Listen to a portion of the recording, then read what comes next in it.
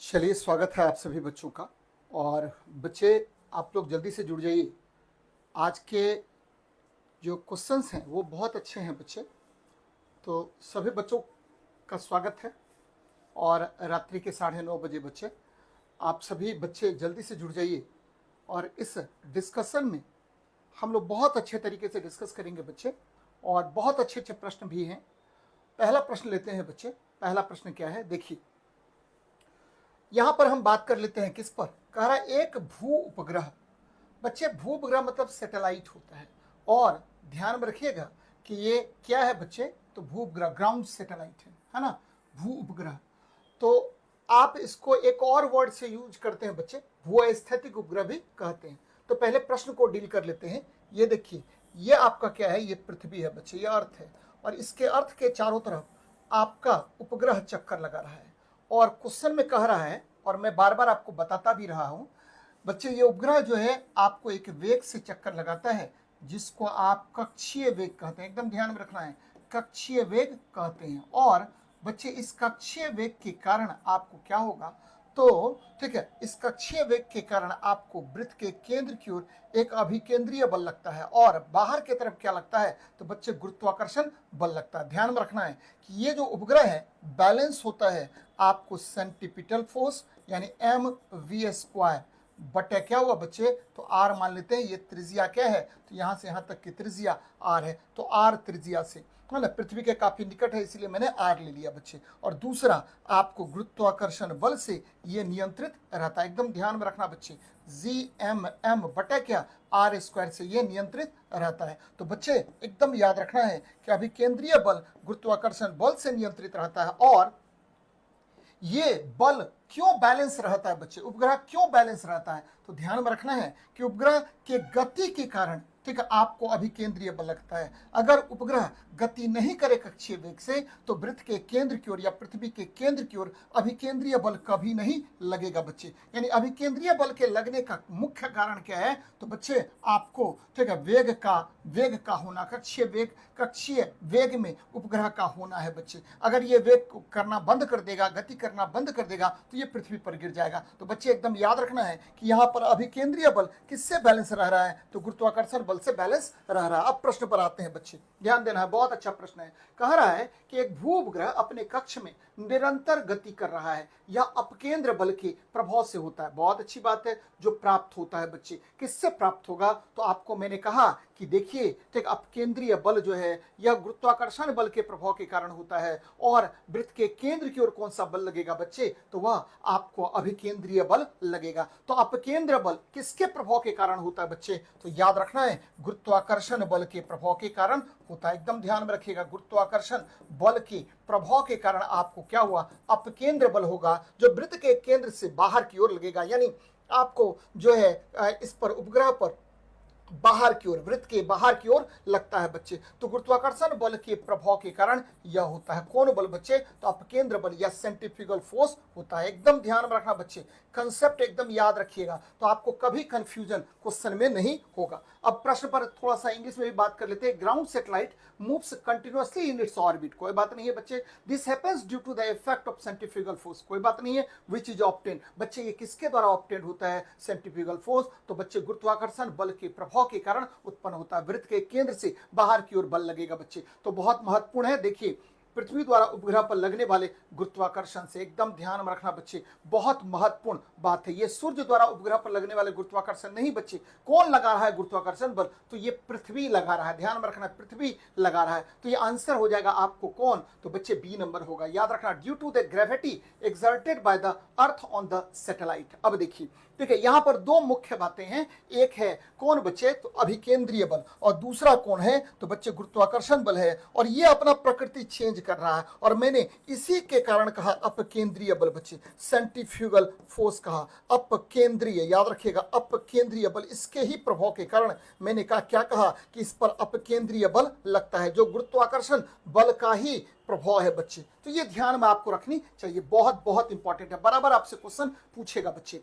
अब एक चीज और याद रखना है कि अभिकेंद्रीय बल किस प्रकार का बल होता है बच्चे, आप कमेंट के जरिए मुझे बताइएगा अभिकेंद्रीय बल किस प्रकार का बल होता है। अभिकेंद्रीय बल यानी सेंटीपीटल फोर्स जो होता है वो किस प्रकार का बल है, किस प्रकृति का बल है बच्चे। तो अभिकेंद्रीय बल की प्रकृति, ध्यान में रखिए बच्चे, बराबर आपसे क्वेश्चन पूछेगा कि अभिकेंद्रीय बल की प्रकृति कैसी होती है। तो यह वास्तविक बल है बच्चे, यह कभी अपना नेचर चेंज नहीं करेगा, यह वास्तविक बल होता है, ध्यान में रखिएगा, यह वास्तविक बल है। और बच्चे मेरे एक चीज और यहां पर ध्यान में रखना है कि अपकेंद्रीय बल क्या होता है। तो अपकेंद्रीय बल की प्रकृति कैसी होगी। तो बच्चे अपकेंद्रीय बल की प्रकृति याद रखिए, यहां पर यह गुरुत्वाकर्षण बल में बदल जाता है। तो अपकेंद्रीय बल की प्रकृति कैसी होती है बच्चे, तो प्रकृति होती है, एकदम ध्यान में रखना है कि यह जो है यह काल्पनिक बल यानी सीडो फोर्स की प्रकृति होती है। इसकी प्रकृति सीडो फोर्स की होती है बच्चे, सीडो फोर्स की होती है, एकदम ध्यान में रखना बच्चे मेरे। और भी बहुत सारी बातें हैं यहां देखिए,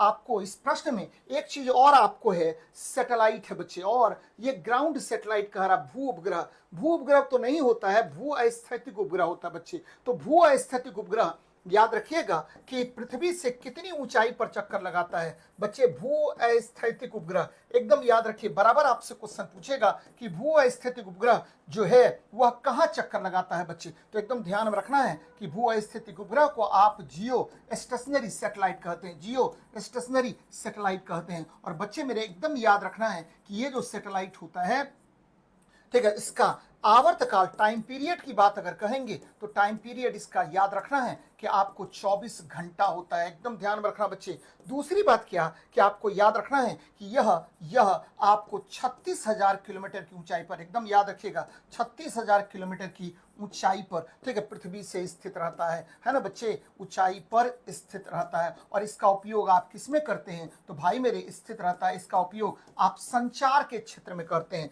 याद रखना है, संचार के क्षेत्र में यह उपयोगी होता है, संचार के क्षेत्र में उपयोगी होता है। तो बहुत महत्वपूर्ण बातें हैं बच्चे, और आपको याद रखनी चाहिए, चाहे टीवी कम्युनिकेशन हो, चाहे रेडियो कम्युनिकेशन हो, उसमें आप इसी सैटेलाइट का उपयोग करते हैं। तो बड़ा महत्वपूर्ण है बच्चे, ये क्वेश्चन का आंसर आसानी से आपने कर लिया। अब देखिए जरा इस प्रश्न पर बात करते हैं भाई मेरे, क्या कह रहा है प्रश्न में। प्रश्न बड़ा अच्छा है, यदि पृथ्वी का गुरुत्वाकर्षण बल, ठीक है, अचानक लुप्त हो जाए, तो बच्चे गुरुत्वाकर्षण बल लुप्त हो गया, इसका मतलब है जी का मान 0 हो गया, ध्यान में रखिएगा, गुरुत्वाकर्षण बल लुप्त हो गया, इसका अर्थ है क्या बच्चे, तो जी का मान 0 हो गया। अब देखिए, if the gravitational force of the earth suddenly disappears, है ना बच्चे, तो जी का मान 0। अब देखिए ऑप्शन पकड़िए, वेट ऑफ द ऑब्जेक्ट, बच्चे वेट क्या होता है, तो मैंने कई बार आपको बताया है कि देखिए वेट जैसे ही चर्चा करते हैं ना भार, तो आपको दो बातें याद रखना है, द्रव्यमान गुना गुरुत्वीय त्वरण होता है बच्चे।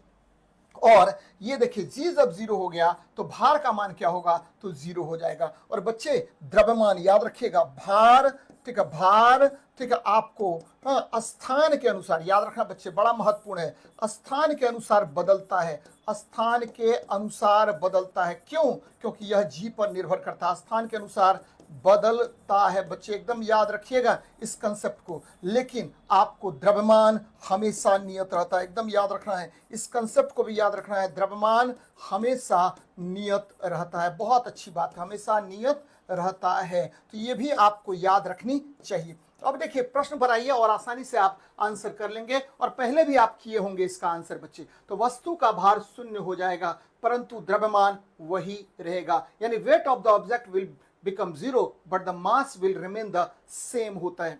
बच्चे एक प्रश्न आपसे पूछ रहे हैं, कमेंट के जरिए आप जवाब दीजिएगा बच्चे, ठीक है, भार का मात्रक, आपको पता है भार का मात्रक क्या होता है, तो भार का मात्रक होता है केजी वेट। क्या होता है बच्चे, केजी वेट होता है। भार का मात्रक होता है न्यूटन, है ना बच्चे, तो न्यूटन होता है, आपको पता है। तो यहां आपका क्वेश्चन क्या है, तो बच्चे क्वेश्चन है कि भार, है ना, भार एक, ठीक है, 1 केजी वेट बराबर कितना होता है, 1 केजी भार, 1 केजी वेट बराबर डैश होता है ना बच्चे। इसका आंसर आपको देना है कमेंट के जरिए। और एक चीज और याद रखना बच्चे, क्या कि ये देखिए भार तो 1 केजी वेट है ही, यदि यहां पर क्या हुआ, तो बच्चे यहां पर अगर हम 1 न्यूटन की बात करें तो बराबर 1 न्यूटन बराबर डैश ग्राम वेट होता है। तो जरा इस पर भी, इस दोनों आपको जो मैंने बताया है उसका दोनों का कमेंट के जरिए आपको आंसर देना है बच्चे। चला ये देखिए अगले प्रश्न पर बात करते हैं। कह रहा कि पानी के 4 डिग्री से है 4 डिग्री सेल्सियस पर शरीर तैरता है ना।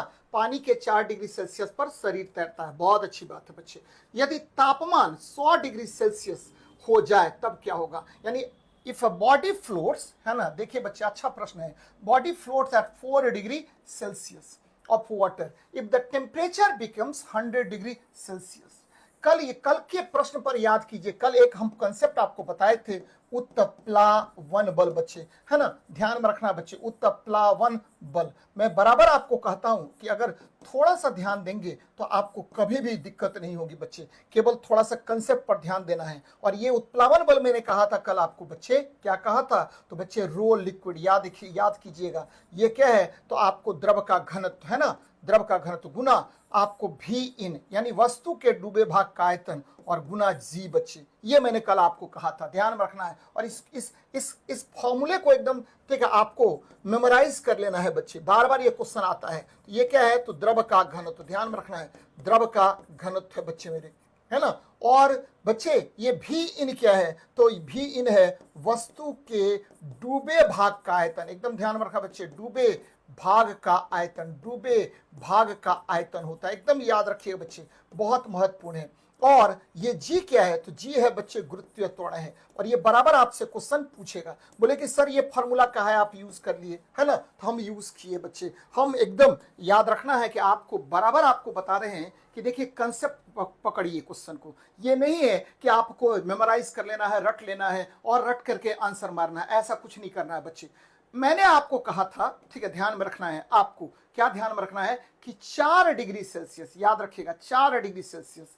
मैंने जल के कंसेप्ट के बारे में आपको बताया है कि देखिए बच्चे क्या होता क्या है कि ठीक है, यहां देखिए, यहां मैं क्या कह रहा हूं कि 4 डिग्री सेल्सियस जल है बच्चे, तो 4 डिग्री सेल्सियस पर जल का घनत्व, याद रखना बच्चे, जल का घनत्व क्या होता है, 4 डिग्री सेल्सियस पर महत्तम होता है। और जैसे जैसे टेम्परेचर बढ़ेगा, ये देखिए ये टेम्परेचर है बच्चे, टेम्परेचर और जल के घनत्व के बीच ग्राफ है, तो 4 डिग्री सेल्सियस पर जल का घनत्व क्या होता है, तो महत्तम होता है। ध्यान में रखना है बच्चे, बहुत बहुत इंपॉर्टेंट है, ठीक है। 4 डिग्री सेल्सियस पर जल का घनत्व, एकदम ध्यान में रखना है, जल का घनत्व क्या होगा, तो बच्चे मेरे मैक्सिमम होता है, एकदम ध्यान में रखना है इस कंसेप्ट को, मैक्सिमम होता है। अब देखिए अब क्या कह रहे हैं कि जैसे ऊपर बढ़ेगा बच्चे 4 डिग्री सेल्सियस तक तो ठीक है, लेकिन इसके बाद घनत्व का मान घट जाएगा, है ना बच्चे, घनत्व का मान क्या होगा, घट जाएगा। देखिए एकदम याद रखना है बच्चे, आपको 100 डिग्री सेल्सियस क्वेश्चन में कह रहा है, तो 100 डिग्री सेल्सियस पर जल का घनत्व काफी काफी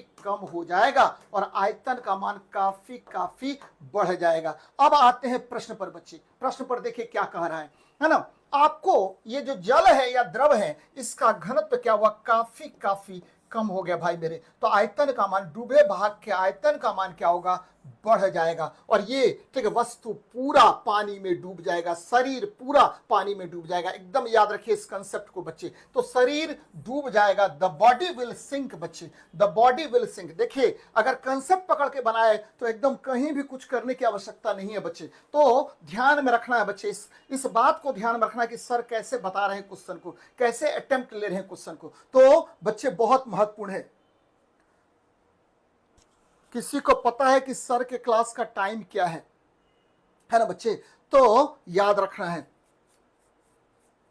हाँ बच्चे, है ना, वही चेंज टेम्परेचर को नहीं, तो एकदम ध्यान में रखना बच्चे, बहुत इंपॉर्टेंट है, बराबर आपसे क्वेश्चन इस तरह का पूछता है। चलिए इस प्रश्न का आंसर बताइए, भार 1 केजी वेट बराबर कितना होता है बच्चे, तो 1 केजी वेट बराबर होता है 9.8 न्यूटन, है ना।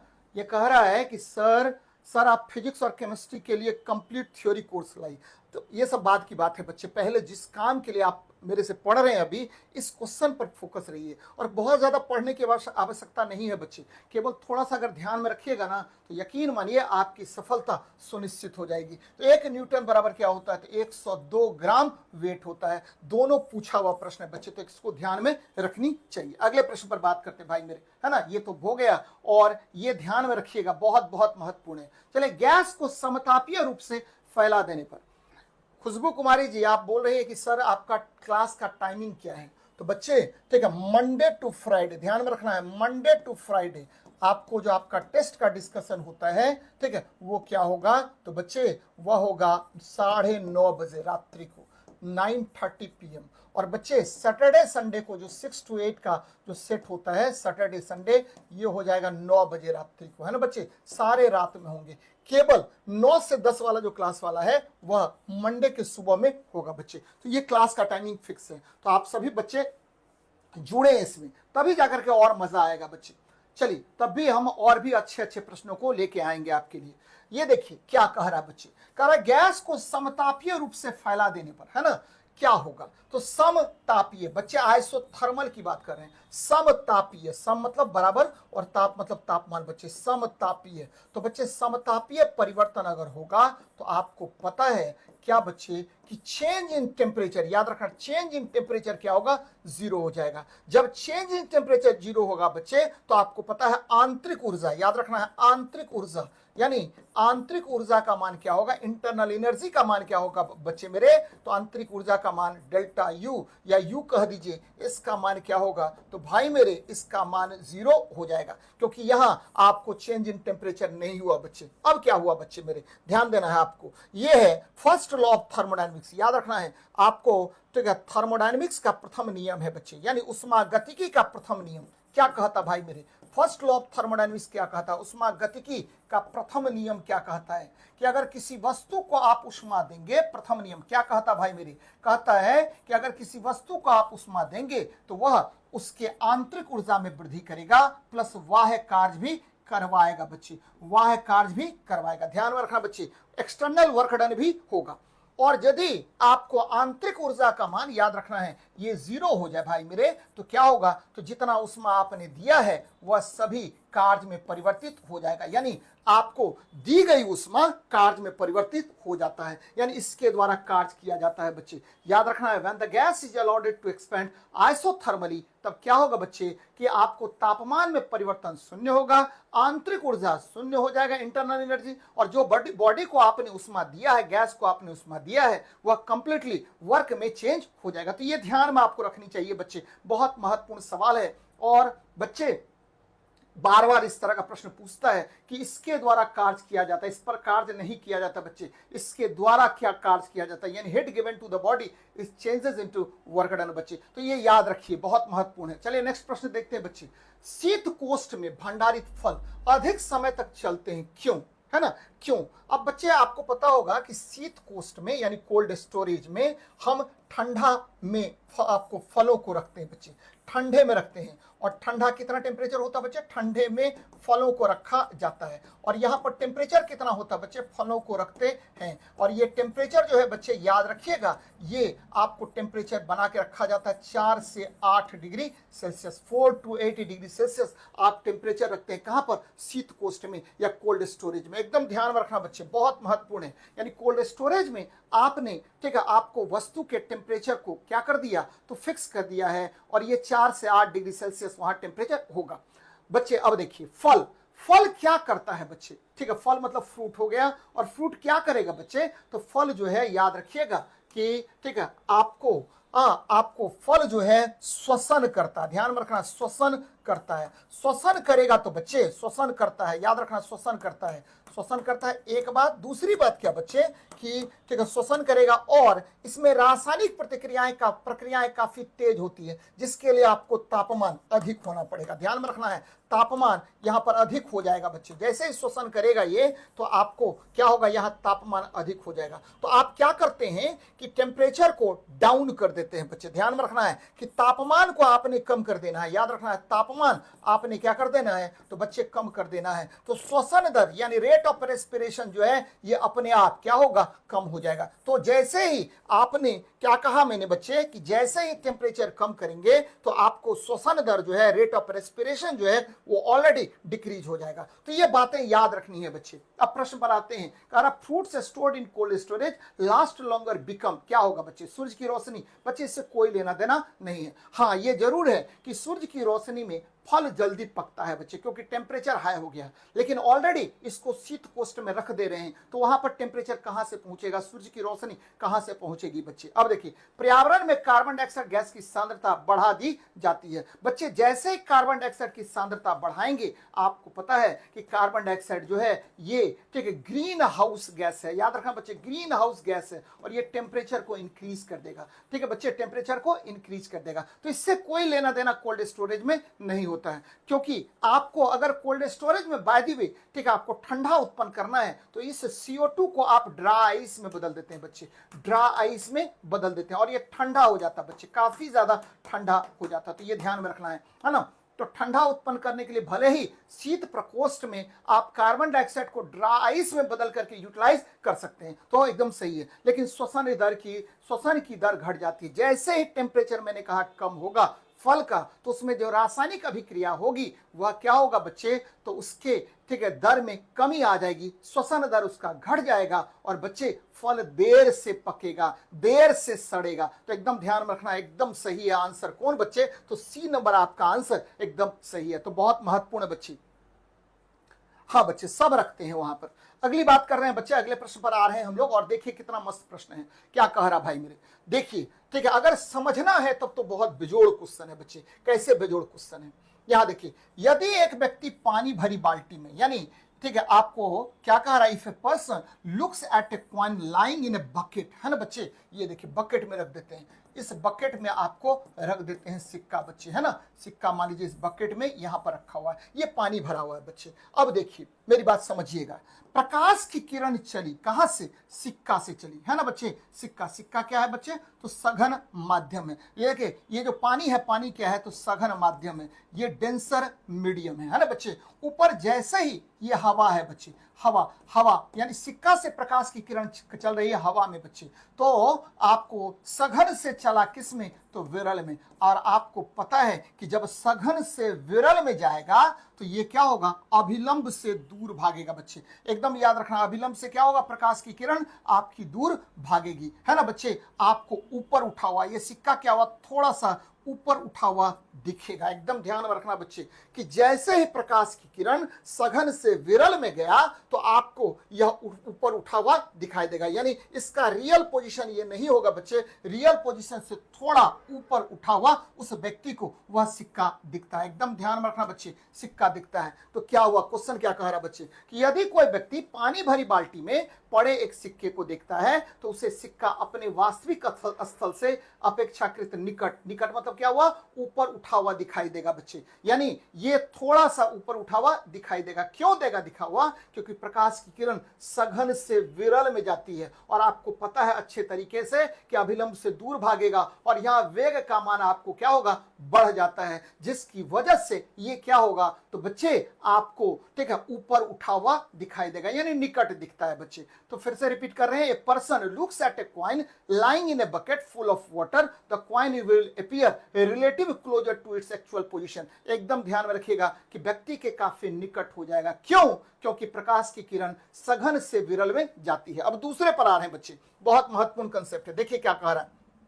अब लीजिए बच्चे, ठीक है, अब ये सिक्का कहां रखा हुआ है, ये हवा में रखा हुआ है, ठीक है, ये पानी के ऊपर है बच्चे, और व्यक्ति कहां पर है, तो व्यक्ति देख रहा है आपको कहां पर बच्चे, तो ये देख रहा है यहां पर, मान लीजिए व्यक्ति है ना, व्यक्ति ये है, पर्सन यहां पर है, पानी के अंदर है पर्सन बच्चे, पानी के अंदर आपका पर्सन है। एकदम ध्यान में रखना बच्चे। फिर देखिए, फिर प्रकाश की किरण क्या हुआ, तो ये देखिए ये विरल है बच्चे, हवा में है, हवा में सिक्का है, तो प्रकाश की किरण हमेशा सिक्का से कहां से आ जाएगा बच्चे, तो आपको व्यक्ति के पास में आएगा, और आपको पता है कि ये विरल है और ये सघन है। अब देखिए बच्चे, ठीक है, विरल मतलब क्या हुआ, रेयरर, और ये सघन मतलब डेंसर होगा। प्रकाश की किरण आपको विरल से किधर प्रवेश कर रही है, तो सघन में प्रवेश कर रही है, तो बच्चे यह उसको क्या होगा, तो याद रखना है कि अपने वास्तविक स्थल से अपेक्षाकृत यह ऊपर उठा हुआ दिखाई देगा, क्योंकि यहां पर वेग का मान क्या हुआ बच्चे, घट गया। यहां वेग का मान क्या था, तो अधिक था बच्चे, तो ये अभिलंब की ओर मुड़ जाएगी, याद रखना है, ये अभिलंब की ओर मुड़ जाएगी, इसीलिए यह अपने वास्तविक स्थल से क्या होगा, थोड़ा सा इसको ऊपर उठा हुआ दिखाई देगा। कौन बच्चे, तो सिक्का ऊपर उठा हुआ दिखाई देगा। क्यों, क्योंकि यहां प्रकाश की किरण विरल से सघन में प्रवेश कर रही है, जिसके कारण यह अभिलंब की ओर मुड़ता है। किधर की ओर मुड़ता है, अभिलंब की ओर मुड़ता है, इसीलिए इसको थोड़ा सा ऊपर उठा हुआ दिखाई देगा बच्चे, है ना, आपको दूर दिखेगा। अब देखिए, यदि जल के अंदर कोई व्यक्ति ठीक है, जल तल से ऊपर एक सिक्के को देखता है तो सिक्का अपने वास्तविक असल से अपेक्षाकृत अधिक ऊंचाई पर है ना। क्यों? क्योंकि बच्चे प्रकाश की किरण विरल से सघन में जा रही है और अभिलंब की ओर मुड़ रही है प्रकाश की किरण, और यहां वेग का मान घट जाता है जिसकी वजह से यह अपने एक्चुअल पोजीशन से ऊपर उठा हुआ दिखाई देता है। यानी आपको दोनों कथन सही है बच्चे, है ना। याद रखिएगा, जो मैंने कंसेप्ट बताया उस कंसेप्ट को ध्यान में रखना है कि यदि, क्या मैंने कहा बच्चे, कि यदि, ध्यान में रखिएगा, यदि प्रकाश की किरण है बच्चे, प्रकाश की किरण है ना अपवर्तन में, प्रकाश की किरण किसमें बच्चे, तो अपवर्तन में रिफ्रैक्शन में, कहां से कहां बच्चे, तो अपवर्तन में। याद रखना है कि आपको, ठीक है, कहां से कहां बच्चे, तो सघन से विरल, याद रखिएगा, सघन से विरल तो निकट दिखेगा, याद रखें, सघन से विरल में जाएगा तो आपको वस्तु ऊपर उठा दिखेगा, वस्तु ऊपर उठा दिखेगा। एकदम याद रखना इस कंसेप्ट को बच्चे, ऊपर उठा दिखेगा। और जब आपको विरल से सघन में जाएगा, ध्यान में रखना है, प्रकाश की किरण कहां से कहां जा रही है, तो विरल से सघन में जाएगा, तो ध्यान में रखिएगा, विरल से सघन, तो वस्तु क्या होगा बच्चे, तो वस्तु, ठीक है, आपको वस्तु क्या होगा, तो दूर दिखेगा, है ना, काफी ऊपर उठा हुआ दिखेगा, दूर दिखेगा बच्चे, तो एकदम ध्यान में रखिएगा, दूर दिखेगा। ये दोनों कंसेप्ट आपको एकदम याद रखनी चाहिए। तो बच्चे आंसर क्या होगा, तो एक और दो, दोनों आपको क्या होगा, कह रहा है कि कौन सा स्टेटमेंट करेक्ट है, तो दोनों स्टेटमेंट आपको क्या हुआ, करेक्ट है, पहले ही मैंने बता दिया है बच्चे। तो बहुत महत्वपूर्ण सवाल है बच्चे, एकदम ध्यान में रखनी चाहिए। अगले प्रश्न पर बात करते हैं, कह रहा दृश्य प्रकाश का दैर्घ्यमान प्रसार कितना होता है बच्चे। तो आपको पता है कि दृश्य प्रकाश मतलब, जैसे दृश्य प्रकाश की बात करता है बच्चे, तो याद रखना है कि आपको विजिबल लाइट की बात करता है, तो आपको पता है ये क्या होता है बच्चे, ये क्या होता है, आपको ये देखिए, ये इलेक्ट्रोमैग्नेटिक वेव्स है ना, इलेक्ट्रोमैग्नेटिक वेव्स, ये है हुआ गामा, ये हो गया एक्स, और ये हो गया पराबैंगनी, और बच्चे यही विजिबल है ना। और इसके बाद क्या आ गया, तो बच्चे IR आ गया, अवरक्त, और इसके बाद क्या आ गया, माइक्रो, और ये आ गया रेडियो, और यहां पर ये विजिबल है बच्चे। और विजिबल तरंग जो है बच्चे, एकदम याद रखना है कि ये विजिबल है और ये देखने में सहायता करता है, और ये क्या होता है, तो VI B, और क्या बच्चे, तो Z, और क्या बच्चे, तो Y, और क्या बच्चे, तो O, है ना, और अंत में आ जाता है R बच्चे, ये विविग्योर होता है। और सबसे अधिक तरंग दैर्घ्य किसका होगा, तो बच्चे मेरे आपको पता है 780 नैनोमीटर होता है, किसका, तो आपके रेड कलर का। और वायलेट कलर का कितना होगा बच्चे, तो 390 नैनोमीटर होता है। और यही आपको, ठीक है, तरंग दैर्घ्य के प्रकाश को आप क्या कर सकते हैं, देख सकते हैं, कोई अन्य प्रकाश को आप नहीं देख सकते बच्चे। तो इसका आंसर तो एकदम हो गया 390 से 780 नैनोमीटर होगा। दो बातें जो बड़ा इंपॉर्टेंट है और आपको जाननी ही चाहिए बच्चे, ध्यान में रखना है, क्या क्या जाननी चाहिए बच्चे, कि आपको याद रखना है बच्चे, बराबर क्वेश्चन पूछता है कि अगर, ठीक है, आपको ग्रीन कलर की बात करें, ध्यान में रखिएगा, ये आपके आंख को बहुत अच्छा दिखता है बच्चे, कौन, ग्रीन कलर। और इसकी आवृत्ति मैं बराबर आपको बताता रहता हूं कि देखिए ग्रीन कलर का जो, ठीक है, ग्रीन कलर का जो तरंग दैर्घ्य होता है वह 550 नैनोमीटर के आसपास होता है। और ये आपके आंख के लिए बहुत अच्छा है बच्चे, आपके आंख के लिए क्या होता है, तो बहुत बहुत अच्छा होता है, और आपको अच्छा दिखता है इसमें बच्चे। तो ध्यान में रखिएगा कि कौन कौन कलर आपके आंख के लिए सबसे ज्यादा सेंसिटिव होगा, उसका तरंग दैर्घ्य कितना होता है। तो कई बार मैं बता चुका हूं कि 550 नैनोमीटर आपके लिए बहुत इंपॉर्टेंट है बच्चे। दो बातें और जान लेनी चाहिए आपको, ध्यान में रखना बच्चे, कि देखिए, ठीक है, ये वायलेट है और ये क्या है, रेड है, और इसी के बीच में आपको क्या होता है कि ये होता है बच्चे, प्रकाश की किरणें होती हैं। अब यदि, ध्यान दीजिए मेरी बात को बच्चे, ये दृश्य प्रकाश का जो तरंग दैर्घ्य होता है किसके बीच होता है, तो वायलेट और रेड के बीच होता है। ध्यान देना है मेरी बात को, कि एक माध्यम से दूसरे माध्यम में जाने पर, ध्यान में रखना बच्चे, एक माध्यम से दूसरे माध्यम में जाने पर, याद रखिए बराबर क्वेश्चन पूछेगा, एक माध्यम से, यानी वन मीडियम से आपको, ठीक है, वन मीडियम से एक माध्यम से दूसरे में जाने पर क्या होगा बच्चे, यानी if light rays goes from, ठीक है, वन मीडियम टू अनदर बच्चे, एक माध्यम से दूसरे माध्यम में प्रकाश के जाने पर, ध्यान में रखिएगा, माध्यम, ठीक है, एक माध्यम से दूसरे माध्यम में प्रकाश के जाने पर बच्चे, है ना, क्या होगा, ध्यान में रखना बच्चे, प्रकाश के जाने पर। ये बराबर क्वेश्चन पूछता है बच्चे, प्रकाश के जाने पर। आप सभी बच्चों को पता है, ठीक है, पहले से आप जान रहे होंगे कि आवृत्ति नियत रहता है, frequency is to be constant. ध्यान में रखना बच्चे, आवृत्ति क्या होगा, फ्रीक्वेंसी आपको यहां पर कांस्टेंट हो जाएगा। ये बातें आपको बहुत अच्छे से पता है, लेकिन ये पता नहीं है जो मैं अभी बता रहा हूं। फ्रीक्वेंसी कांस्टेंट हो गया तो बच्चे, ठीक है, याद रखना है कि जिसका तरंग दैर्घ्य अधिक, माध्यम में उसका वेग अधिक होता है। याद रखिए बच्चे, जिसका तरंग दैर्ध्य, ये नहीं पता होगा बच्चे कि जिसका तरंग दैर्ध्य आपको क्या होगा, तरंग दैर्ध्य अधिक होगा, यानी वेवलेंथ आपको तरंग दैर्ध्य यानी वेवलेंथ अधिक होगा, ठीक है, उसकी चाल अधिक होगी माध्यम में, उसकी चाल क्या होगी, माध्यम में अधिक होगी बच्चे, उसकी चाल माध्यम में अधिक होगी, चाल माध्यम में बच्चे, मीडियम में क्या होगा, अधिक होगा, माध्यम में अधिक होता है। ये बड़ा इंपॉर्टेंट कंसेप्ट बच्चे, अधिक होगा। अब देखिए थोड़ी सी बातें पीछे चलते हैं। आपको पता होनी चाहिए बहुत अच्छे से कि ये जितना भी तरंग है ना, चाहे वो लाल है, गामा है, एक्स है, ठीक है, विबग्योर है, कोई भी कलर है, ब्लू है, इंडिगो है, ग्रीन है, कोई भी कलर है, सबका वेग याद रखना है, सबका वेग बच्चे, सबका वेग या चाल बच्चे कहां पर, तो चाल कहां पर, तो बच्चे आपको निर्वात में सबका चाल क्या होता है, तो भाई मेरे निर्वात में क्या होगा, सबका चाल याद रखना है क्या होगा बच्चे, तो निर्वात में c के बराबर होता है, c बराबर क्या हुआ 3 × 10⁸ मीटर पर सेकेंड होता है। लेकिन मैंने क्या कहा बच्चे, मैंने कहा कि अगर पूछेगा आपसे कि माध्यम में किस रंग की चाल सबसे ज्यादा होगी बच्चे, यानी मान लीजिए कि अगर हम विबग्योर में ले लीजिए वायलेट और ले लेते हैं रेड बच्चे, इसको अब अगर आप माध्यम से गुजारेंगे तो किस रंग का जो है चाल, किस रंग की चाल अधिक होगी, तो बच्चे आपको पता है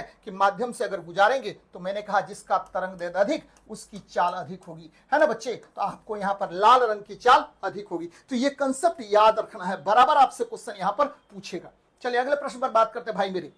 यहां देखिए क्या कह रहा है, जब हम कोई ध्वनि सुनाई पड़ती है बच्चे, मान लीजिए कि अभी मेरी आप ध्वनि सुन रहे हैं, है ना, ठीक है, चलिए मेरा नाम आप तो मुझे सुन रहे हैं, बहुत दूर से आप सुन रहे हैं, ठीक है, मेरी कहेगी बातों को आप सुनाई दे रहा है बच्चे, तो कैसे आप पता कर लेते हैं। मान लीजिए कि आपके पापा की आवाज आपको सुनाई दे रही है बच्चे फोन पर, कैसे आप पता कर लेते हैं। देखिए बड़ा अच्छा क्वेश्चन है बच्चे, जब हमें कोई ध्वनि सुनाई पड़ती है तो उसके स्रोत का अनुमान, यानी किस स्रोत से वो ध्वनि निकल रहा है बच्चे, फिर से इंग्लिश भी पढ़ रहे हैं, when we hear a sound we can guess its source बच्चे, यहां स्रोत का पता कैसे चलता है, यानी अरिजीत सिंह के गाने से अरिजीत सिंह का पता, है ना, आपको हारमोनियम की ध्वनि से हारमोनियम का पता कैसे कर लेंगे बच्चे, हाँ ध्वनि से ही, ध्वनि स्रोत से, ठीक है, ध्वनि स्रोत से उत्पन्न ध्वनि से आप स्रोत का पता कैसे कर लेते हैं। तो याद रखना है कि गुणता गुण द्वारा, याद रखना बच्चे, क्या मैं कह रहा हूं कि ध्वनि से, है ना, ध्वनि से ध्वनि स्रोत का पता कर लेना, ध्वनि स्रोत का पता कर लेना, एकदम ध्यान में रखिए, स्रोत का पता कर लेना, है ना, ये कौन सा गुण होता है बच्चे, कर लेना, यह गुण याद रखना है कि यह गुण क्या है, तो यह गुण आपको, ठीक है, कौन सा है बच्चे, तो ध्वनि गुणता है, क्वालिटी ऑफ साउंड है, ध्वनि गुणता है बच्चे। मम्मी का फोन आया, बिना मोबाइल देखे ही उठाए, हेलो मम्मी क्या बोल रही हो बोलो, है ना, तो बिना देखे ही आवाज से आपने, ठीक है, मम्मी के आवाज का पता कर लिया बच्चे, तो यह कौन सा गुण होता है, तो बच्चे इस गुण को आप कहते हैं quality of sound, quality of sound कहते हैं, याद रखना बच्चे, क्वालिटी ऑफ साउंड कहते हैं। क्या जी इस ऑप्शन में, ठीक है, कोई भी क्वालिटी ऑफ साउंड है, ध्वनि के आयाम से, ध्वनि के तीव्रता से, ध्वनि के तरंग दैर्ध्य से कोई भी है, नहीं है बच्चे, तो आंसर क्या होगा, इनमें से कोई नहीं, आंसर मारिएगा बच्चे।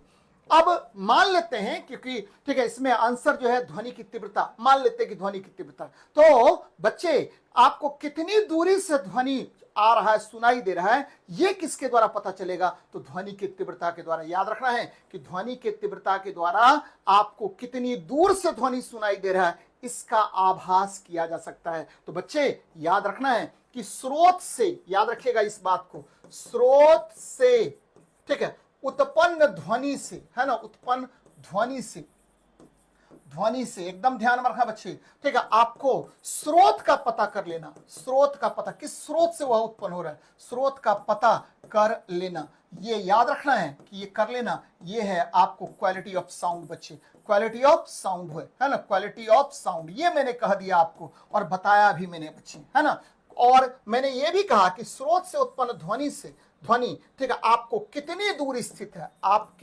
आपसे कितनी दूर स्थित है, आपसे कितनी दूर स्थित है, कितनी दूर स्थित है ना बच्चे, कितनी दूर स्थित है, ये किसके द्वारा पता चलेगा? स्थित है, ये पता चलेगा तीव्रता के द्वारा बच्चे। स्थित है, ठीक है, स्थित है, यह तीव्रता द्वारा पता चलता है। एकदम ध्यान में रखिएगा, यह तीव्रता द्वारा पता चलता है। तीव्रता द्वारा आपको स्रोत का पता आप नहीं कर सकते हैं कि किस स्रोत से वह ध्वनि उत्पन्न होता है, यह तीव्रता द्वारा पता चलता है। तो बच्चे एकदम ध्यान में रखना है ना। बहुत बहुत महत्वपूर्ण प्रश्न है और बराबर आपको फंसाएगा। तो आपको ये नहीं देखना कि कौन आंसर है, क्या है बच्चे, कौन क्या दिया हुआ है। आपको अपने दिमाग के अनुसार उस क्वेश्चन का आंसर देना चाहिए, है ना। तो आंसर आपको प्रयुक्त में से कोई नहीं मारिएगा बच्चे। बहुत बहुत महत्वपूर्ण सवाल है ना, फंसना नहीं है बच्चे इसमें। चलिए अगली बात करते हैं। चलिए नेक्स्ट देखते हैं भाई मेरे, क्या हमारा क्वेश्चन है। नेक्स्ट देखिए, कह रहा प्रत्यावर्ती धारा के धनात्मक और ऋणात्मक मानों के संपूर्ण सेट को क्या कहते हैं। बच्चे प्रत्यावर्ती धारा, ये देखिए प्रत्यावर्ती धारा आप सभी बच्चों को पता होगा और बचपन से ही 9th 10th क्लास से ही आप सभी बच्चे जानते होंगे प्रत्यावर्ती धारा। ये चला है ना बच्चे, क्या हुआ, एक बार धनात्मक में महत्तम हुआ, फिर देखिए ये आया और ये फिर क्या हुआ, तो बच्चे ये ऋणात्मक में महत्तम हो गया। ध्यान में रखना बच्चे। इधर देखिए ये क्या हुआ, ये आई नॉट है ना, शिखर धारा। और बच्चे ये क्या है, तो बच्चे आई नॉट है। ये चला, महत्तम हुआ, फिर क्या हुआ, शून्य हो गया। और फिर क्या बच्चे, महत्तम हुआ ऋणात्मक में, फिर क्या हुआ, शून्य हो गया। इसको आप साइकिल कहते हैं, चक्र कहते हैं बच्चे, साइकिल्स कहते हैं। यानी प्रत्यावर्ती धारा के धनात्मक और ऋणात्मक मानों के संपूर्ण सेटों को आप क्या कहते हैं बच्चे, साइकिल्स कहते हैं, साइकिल्स कहते हैं, चक्र कहते हैं। ठीक है, चक्र कहते हैं। न तो फेज कहते हैं, न तो आवर्तकाल कहते हैं, न तो आवृत्ति कहते हैं। बच्चे अब सब पर बात करते हैं। फेज मतलब क्या हुआ कि पर्टिकुलर टाइम फ्रेम में, ठीक है, वह तरंग कहां पर है इसका पता अगर करना चाहें तो आप फेज के द्वारा करते हैं। यानी निश्चित समय अंतराल में, ठीक है, कहां पर आपको तरंग है, ध्यान में रखिएगा, निश्चित समय अंतराल में, समय अंतराल में, है ना, समय अंतराल में, है ना, आपको तरंग कहां है, याद रखिएगा, तरंग कहां है ना, तरंग कहां है, ठीक है, इसका पता फेज द्वारा करते हैं, इसका पता फेज द्वारा करते हैं, पता फेज द्वारा करते हैं बच्चे, एकदम याद रखिएगा, द्वारा करते हैं भाई मेरे, बहुत बहुत महत्वपूर्ण है। आवर्तकाल बच्चे एक ठीक है, संपूर्ण चक्र में जितना समय लगता है उसे आवर्तकाल कहते हैं। यानी एक साइकिल, ठीक है, एक साइकिल में लगे कुल समय को बच्चे, लगे कुल समय को आप आवर्तकाल कहते हैं बच्चे। एकदम ध्यान में रखिएगा, लगे कुल समय को, लगे कुल समय को क्या कहते हैं, तो लगे कुल समय को याद रखिएगा, हम क्या कहते हैं, तो बच्चे समय को आवर्तकाल कहते हैं, आवर्तकाल कहते हैं, टाइम पीरियड कहते हैं बच्चे, है ना।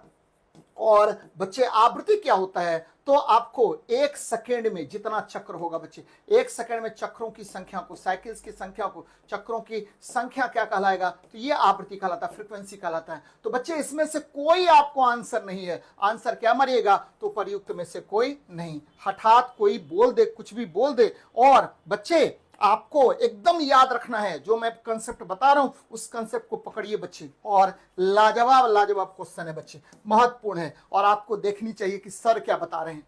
चलिए बहुत बहुत इंपॉर्टेंट है। नेक्स्ट क्वेश्चन देखते हैं भाई मेरे, कह रहा बड़े बड़े भवनों में वैद्युत चालक लगाए जाते हैं। यानी यहां पर क्या हो रहा है, कह रहा है कि electrical conductors are installed in big buildings, है ना बच्चे। ये बिग बिल्डिंग्स में बड़े बड़े आपको क्या, ये तड़ित चालक लगाए जाते हैं बच्चे। देखिए ये लगाया गया है ना, ये क्या करता है, तो ये बच्चे आपको पता होगा तड़ित को, लाइटनिंग को जो आप गिरता है बच्चे, तड़ित जो गिरता है, लाइटनिंग, है ना, इसको लाइटनिंग कहते हैं, तड़ित कहते हैं। इस तड़ित को क्या करेगा, तो ये अपनी ओर खींचेगा, आकर्षित करेगा और पुनः आपको पृथ्वी पर ले आता है बच्चे, पृथ्वी में लेके जाता है बच्चे। आपको पता होगा, मैंने पिछले क्लास में बताया था कि पृथ्वी क्या है, शून्य विभव की वस्तु है बच्चे। पृथ्वी क्या होता है, तो जीरो पोटेंशियल बॉडी है, जीरो पोटेंशियल बॉडी है। इसमें कितना आवेश दे दीजिए और कितना भी आवेश इससे ले लीजिए, इस पर कोई प्रभाव नहीं पड़ता है। तो बच्चे जीरो पोटेंशियल बॉडी होता है आपका कौन बच्चे, तो आपकी पृथ्वी। तो ये ध्यान में रखना है बच्चे। अब क्या कह रहे हैं, ध्यान में रखिएगा, ठीक है बच्चे। तड़ित चालक मैंने क्या कहा कि तड़ित को, ठीक है, आकर्षित कर, है ना बच्चे, ये नुकीला बनाया जाता है। ये भी बात करते हैं बच्चे, नुकीला बनाया जाता है। क्यों नुकीला बनाया जाता है, तो आप सभी बच्चों को पता होगा आवेश घनत्व बच्चे, आवेश घनत्व, इसको बोलते हैं सरफेस चार्ज डेंसिटी। आवेश घनत्व की बात हम करते हैं, सरफेस चार्ज डेंसिटी। और ये क्या होता है, तो बच्चे Q/A होता है। और Q क्या हुआ, तो बच्चे Q तो आवेश है और एरिया होता है पायर स्क्वायर। और जितना कम एरिया होगा, ध्यान में रखिएगा, जितना कम रेडियस होगा उतना ही ज्यादा सरफेस चार्ज डेंसिटी होगा और यह अपनी ओर आवेश को आकर्षित कर उसको पृथ्वी में लेके चला जाएगा और आपको जो बिल्डिंग है, बड़े बड़े भवन है, उसको जलने से बचा लेगा। तो देखते हैं क्या है, कहां पर ये है बच्चे, electrical conductors are installed in a big buildings. क्या मतलब हुआ बच्चे, टीवी, सेलुलर फोन आदि एंटीना जैसे सेवा लेने के लिए। गलत बात है भाई, ठीक है। आवेशित बादलों को प्रतिकर्षित नहीं बच्चे, आकर्षित। मैंने क्या कहा, इसका सरफेस चार्ज डेंसिटी यानी आवेश घनत्व जो है, कौन सा बच्चे, ठीक है, आपको क्षेत्रीय आवेश घनत्व सरफेस चार्ज डेंसिटी इसकी बहुत अधिक होती है और इसको नुकीला बनाया जाता है बच्चे। क्यों? क्योंकि यह आपको आकर्षित कर ले, किसको, तो आवेशित बादलों को बच्चे। तो बादलों से आवेश हटाने तथा उसे जमीन तक गुजारने के लिए इसका उपयोग हम लोग करते हैं बच्चे। तो सी नंबर आपका आंसर होगा। बहुत अच्छा सवाल है बच्चे। और बच्चे मैंने यहां पर क्या कहा, तो ये कहा मैंने क्षेत्रीय आवेश घनत्व। इसको भी ध्यान में रखना है कि जो जितना नुकीला होगा उतना ही वह क्या करेगा, आवेश को अपनी ओर आकर्षित करेगा बच्चे, ठीक है। ये तड़ित चालक किसने बनाया था, है ना, लाइटनिंग कंडक्टर सबसे पहले किसने बनाया था, तो बच्चे लाइटनिंग कंडक्टर का निर्माण आपको किया था किसने, तो ध्यान में रखिएगा, लाइटनिंग कंडक्टर का निर्माण एकदम ध्यान में रखे बच्चे। लाइटनिंग कंडक्टर का निर्माण बेंजामिन फ्रैंकलिन ने किया था। निर्माण सर्वप्रथम बेंजामिन फ्रैंकलिन ने किया था बच्चे, है ना। बेंजामिन फ्रैंकलिन ने ही आपको कहा था कि आवेश जो है, ठीक है, समान आवेशों के बीच प्रतिकर्षण और बच्चे विपरीत आवेशों के बीच क्या लगता है, तो आकर्षण बल लगता है। ये बेंजामिन फ्रैंकलिन ने ही कहा था बच्चे, बहुत महत्वपूर्ण है। और एक चीज और याद रखना है कि ये लाइटनिंग कंडक्टर किसका बना होता है, यह कॉपर के बने होते हैं। ध्यान में रखिएगा, यह कॉपर का बना होता है। और मैंने क्या कहा बच्चे, ये ध्यान में रखना है आपको कि इसका आवेश घनत्व याद रखिएगा, surface charge density sigma Q बटे पाई स्क्वायर, ये क्या होगा, नुकीला बनाया जाता है, जिसके कारण सरफेस चार्ज डेंसिटी इसकी बहुत अधिक होती है और आवेश को अपनी ओर आकर्षित कर इसको पृथ्वी में लेके चला जाता है बच्चे। तो बड़ा महत्वपूर्ण सवाल है बच्चे। अगले प्रश्न पर बात करते हैं और ये देखिए बहुत बहुत इंपॉर्टेंट है।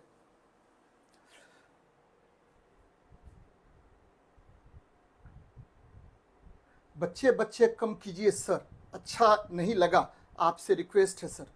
बच्चे नहीं कहें तो क्या कहें भाई, सर कहते हैं। देखिए सर, है ना, सर कहते हैं भाई, मेरे सर ही हैं आप मेरे, है ना। सर जी, कौन सर जी हैं भाई, कौन ऐसा बोल रहे हैं। चलिए, तो प्रिंस राजपूत जी, नमस्ते सर। एकदम खूब मन से पढ़िए भाई, ठीक है। भाई बोल लेते हैं, सर बोल रहे हैं। चलिए, अब आज से सर ही बोलेंगे आप सभी बच्चों को। चलिए, क्या है, मेरी बात समझिए। तारे अपनी ऊर्जा प्राप्त करते हैं, स्टार्स कहां से प्राप्त करेगा भाई मेरे, तो आप सभी बच्चों को पता होगा या आप सभी सर को पता होगा, ठीक है। ऑल सर्स, जितने भी सर्स हैं यहां पर, सभी सर को पता होगा कि बच्चे ये देखिए, ये तारे हैं, है ना, तारा है। चलिए, बहुत अच्छा, बहुत अच्छी बात है, ये तारे हैं बच्चे, तारा है। तारा का जो कोर होता है, कोर पर क्या होगा बच्चे, यहां ग्रेविटेशनल क्षमता, ग्रेविटेशन याद रखिएगा, ग्रेविटेशनल पावर यहां बहुत ज्यादा होता है ना। ध्यान में रखना बच्चे, ठीक है, ध्यान में रखिए आप लोग, ठीक है। यहां ग्रेविटेशनल पावर क्या होता है, काफी ज्यादा होता है, जिसके कारण क्या होता है कि गैसें, है ना, गैस अणु जो है ये आपको अंदर के तरफ मूव करता है ना बच्चे, ठीक है। ग्रेविटेशनल पावर क्या होगा, बहुत ज्यादा यहां होता है, जिसके कारण आपको हाइड्रोजन मॉलिक्यूल्स जो है इसके सेंटर पर होता है और यहां पर जो टेम्परेचर होता है वो 10⁷ केल्विन होता है। ये भी ध्यान में रखनी है आपको। चलिए, तो सभी सर लोग देखें, ठीक है, खूब अच्छे से देखिए क्या मैं कह रहा हूं कि देखिए, आपका जो तारा का जो स्टार का जो कोर होता है वहां पर ग्रेविटेशनल पावर बहुत ज्यादा होता है। क्यों? क्योंकि वहां पर डेंसिटी का वैल्यू बहुत अधिक होता है और वहां टेम्परेचर का भी वैल्यू बहुत ज्यादा होता है, जिसकी वजह से कोर अंदर की तरफ क्या होता है, सिकुड़ता जाता है बच्चे, ठीक है ना, सिकुड़ता जाता है, जिसकी वजह से क्या होगा कि यहां पर टेम्परेचर का वैल्यू आपको बहुत बढ़ गया और, ठीक है, ग्रेविटेशनल पावर का मान यहां बढ़ गया और बच्चे टेम्परेचर के अधिक होने के कारण दो ड्यूटेरियम के अणु आपस में, ठीक है, मिल करके एक हीलियम का अणु बना लिया। ध्यान में रखना है ना, हीलियम का अणु बना लिया और इस प्रक्रिया में huge amount of energy release होता है, ठीक है, ये ध्यान में रखिएगा। और बच्चे इसे क्या कहते हैं, ठीक है भाई लोग, इसको क्या कहते हैं? तो इसको न्यूक्लियर फ्यूजन कहते हैं। ध्यान में रखना है, न्यूक्लियर फ्यूजन कहते हैं, नाभिकीय संलयन कहते हैं। और इसी नाभिकीय संलयन के कारण सूर्य में ऊर्जा उत्पन्न होता है। तो मैंने क्या क्या बातें कही बच्ची,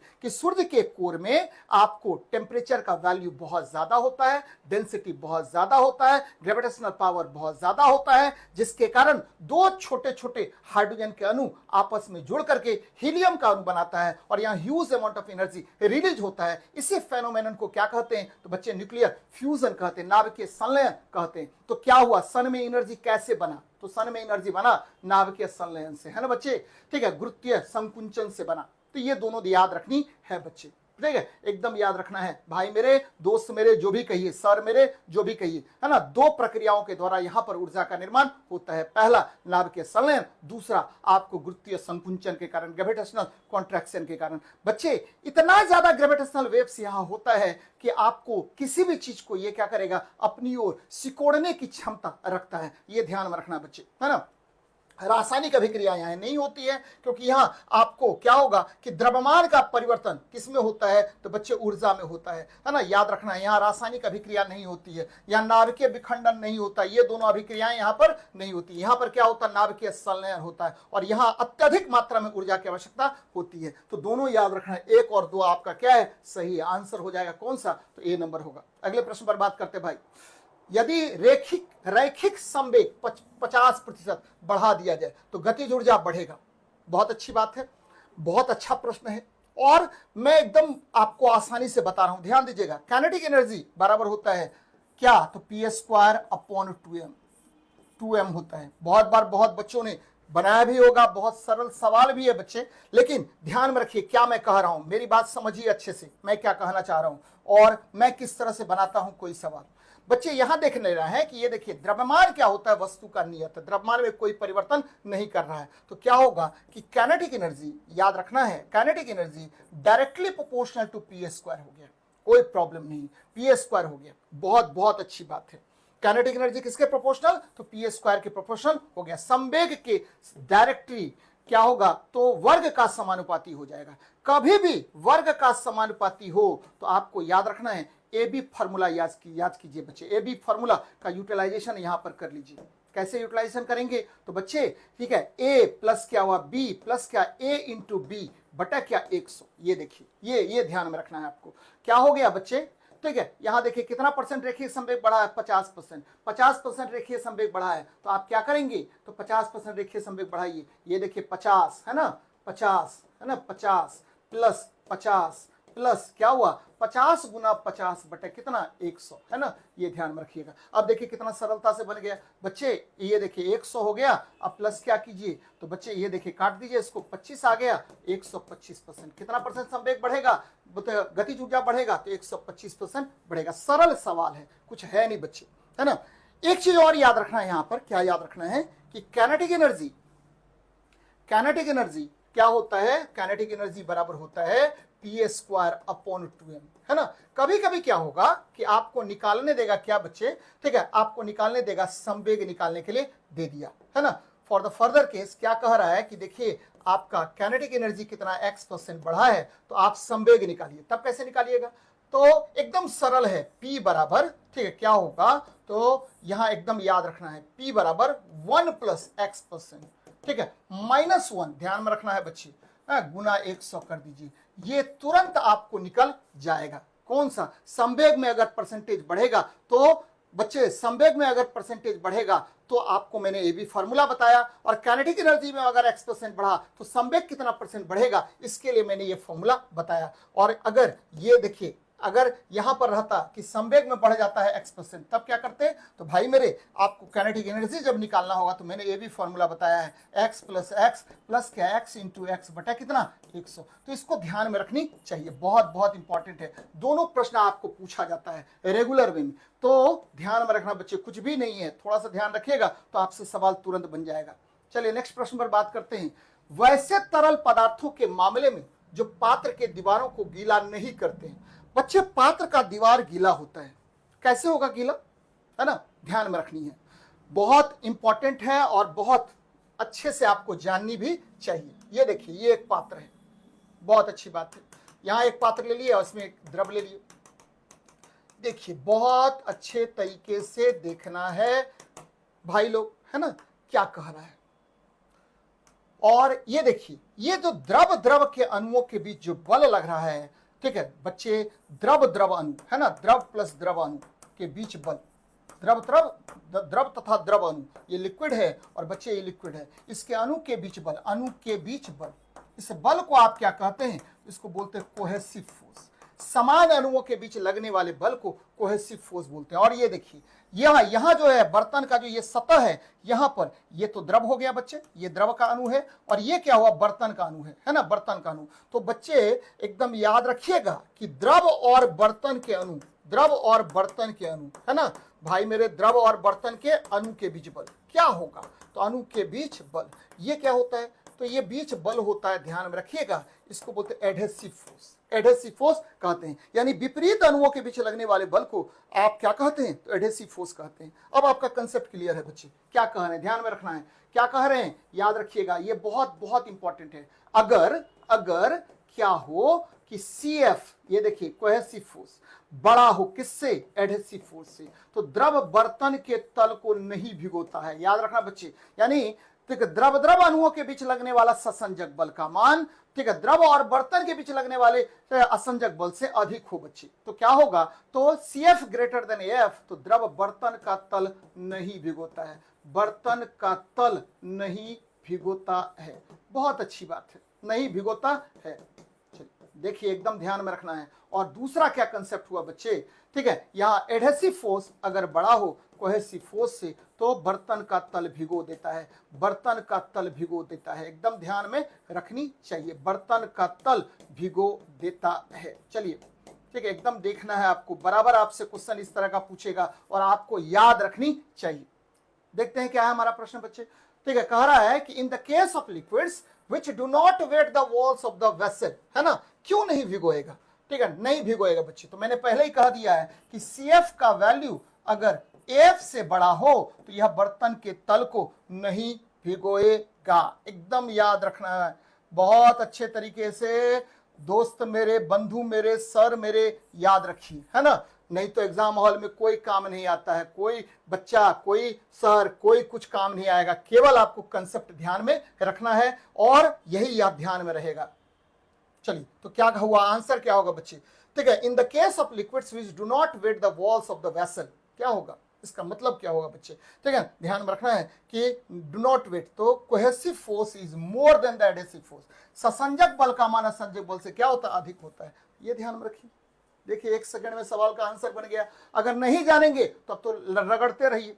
चलिए अगले प्रश्न पर बात करते हैं, क्या कह रहा है, परमाणु के कक्षों में भरने का क्रम किसके द्वारा नियंत्रित होता है, तो मैं एकदम बताता रहता हूं कि देखिए, ठीक, आपको ऑब्बॉस सिद्धांत के द्वारा ये आपको भरता है बच्चे, परमाणु के कक्षों में भरने का जो क्रम होता है, यानी ऑर्बिटल्स में जो इलेक्ट्रॉन का भरने का क्रम होता है, वो किसके द्वारा नियंत्रित होगा, तो बच्चे ऑफबॉ के द्वारा नियंत्रित होगा। कैसे, है ना, कैसे नियंत्रित होगा, तो ठीक है, ऑफबॉ का सिद्धांत थोड़ा सा जानना पड़ेगा बच्चे, है ना, ध्यान में रखना है। ऑफबॉ, जैसे ही ऑफबॉ की बात करते हैं तो आपको याद रखना है कि ये ऑफबॉ का सिद्धांत किसने दिया, तो बच्चे ऑफबॉ का सिद्धांत दिया पॉली ने, है ना, पॉली ने दिया था, ये ऑफबॉ कोई वैज्ञानिक नहीं है, है ना, पॉली ने दिया था, बहुत अच्छी बात है, पॉली ने दिया था। और ऑफबॉ क्या है बच्चे, तो ये जर्मन वर्ड है जिसका मतलब होता है बिल्डिंग अप, यानी घर बनाना बच्चे, ईंटों से घर बनाना, बिल्डिंग अप होता है। ऑफबॉ जर्मन शब्द है, ध्यान में रखना है,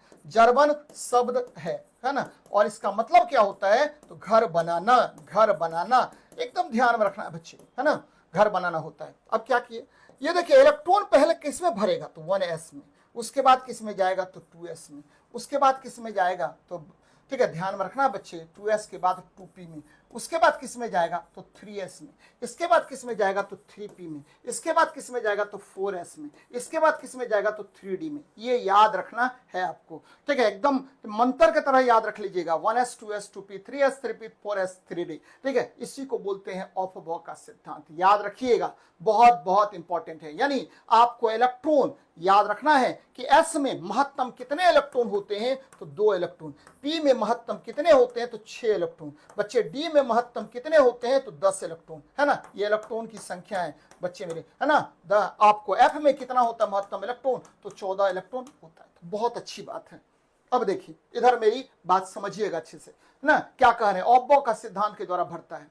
और कह रहा हाइजेनबर्ग की अनिश्चितता का सिद्धांत, ये क्या है, तो हाइजेनबर्ग ने कहा कि देखिए इलेक्ट्रॉन सूक्ष्म कण है, इलेक्ट्रॉन क्या है, स्मॉलेस्ट पार्टिकल है, सूक्ष्म कण है ना, इसका एग्जैक्ट पोजीशन और एग्जैक्ट मोमेंटम आप ज्ञात नहीं कर सकते हैं। ये किसने कहा, तो बच्चे हुंड ने कहा, है ना, हाइजेनबर्ग ने कहा कि, और इन्होंने एक सिद्धांत दिया, क्या कहा इन्होंने कि देखिए अगर इलेक्ट्रॉन के ठीक पोजीशन की अनसर्टेनिटी डेल्टा एक्स हो और इलेक्ट्रॉन के मोमेंटम की अनसर्टेनिटी क्या हो बच्चे, डेल्टा पी हो, तो ये कभी भी ठीक है आपको छोटा नहीं होगा, किससे, तो h बटा 4 पाई से, जहां h प्लैंक्स कांस्टेंट है और बच्चे 4 पाई क्या है, तो ये भी कांस्टेंट है। तो याद रखना है कि हमेशा आपको पोजीशन ऑफ अनसर्टेनिटी इन ठीक है इलेक्ट्रॉन और बच्चे position of momentum of an electron, इसका जो वैल्यू होता है वो greater than equal to h बटा 4 पाई होता है। इसी को बोलते हैं हाइजेनबर्ग का अनसर्टेनिटी का प्रिंसिपल, ये ध्यान में रखना है। अब हुंड का नियम क्या है, हुंड्स प्रिंसिपल क्या होता है, तो एकदम याद रखिएगा कि इलेक्ट्रॉन पहले ठीक है आपको ऑर्बिटल में कैसे, तो बच्चे ये सिंगलेट भरेगा और इसके बाद कैसे भरेगा, तो बच्चे डबलेट भरेगा, है ना, ध्यान में रखना है, पहले सिंगलेट फिर क्या हुआ डबलेट भरेगा। ये किसने दिया था, तो हुंड्स रूल है बच्चे, हुंड्स रूल है ना। तो ये तीनों याद रखनी है, बराबर आपसे क्वेश्चन इस पर पूछता है। अगले प्रश्न पर बात करते हैं। तो यहां देखिए निम्नलिखित में से किसका गलनांक सबसे उच्च होता है, तो यहां सबसे अधिक गलनांक किसका होगा, तो बोरोन का होता है। बोरोन का कितना होता है भाई, है कितना होता है बोरोन का गलनांक, तो ये एकदम याद रखना है कि बोरोन का गलनांक जो है ठीक है 2076 डिग्री सेल्सियस होता है।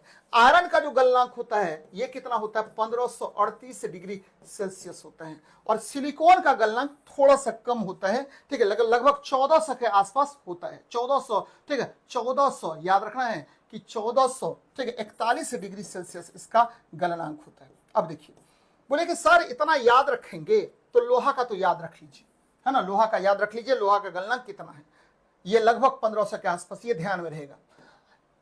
क्यों होता है बोरोन का बहुत ज्यादा गलनांक, इसलिए होता है कि बोरोन जो है याद रखना है, बोरोन जो है ये क्या है, तो बच्चे ये ध्यान में रखना है, बोरोन क्या है, तो बोरोन है आपको जटिल सहसंयोजक यौगिक है। याद रखना है क्या मैंने कहा कि कॉम्प्लेक्स कोवेलेंट कंपाउंड है, कॉम्प्लेक्स कोवेलेंट कंपाउंड है, ये याद रखिएगा, कॉम्प्लेक्स कोवेलेंट कंपाउंड होता है। और इसमें जो ठीक है इसका स्ट्रक्चर होता है, ठीक है इसकी संरचना क्या होगा बच्चे, ठीक है इसकी संरचना जो होता है काफी जटिल होता है, संरचना क्या होता है, जटिल होता है। और ठीक है इसको तोड़ने के लिए, इसमें जो बंधन होते हैं उसको तोड़ने के लिए बहुत ज्यादा एनर्जी की आवश्यकता होगी। तो बच्चे ठीक एकदम याद रखना, इसकी संरचना जटिल होती है जिसके कारण इसको तोड़ना काफी कठिन होता है।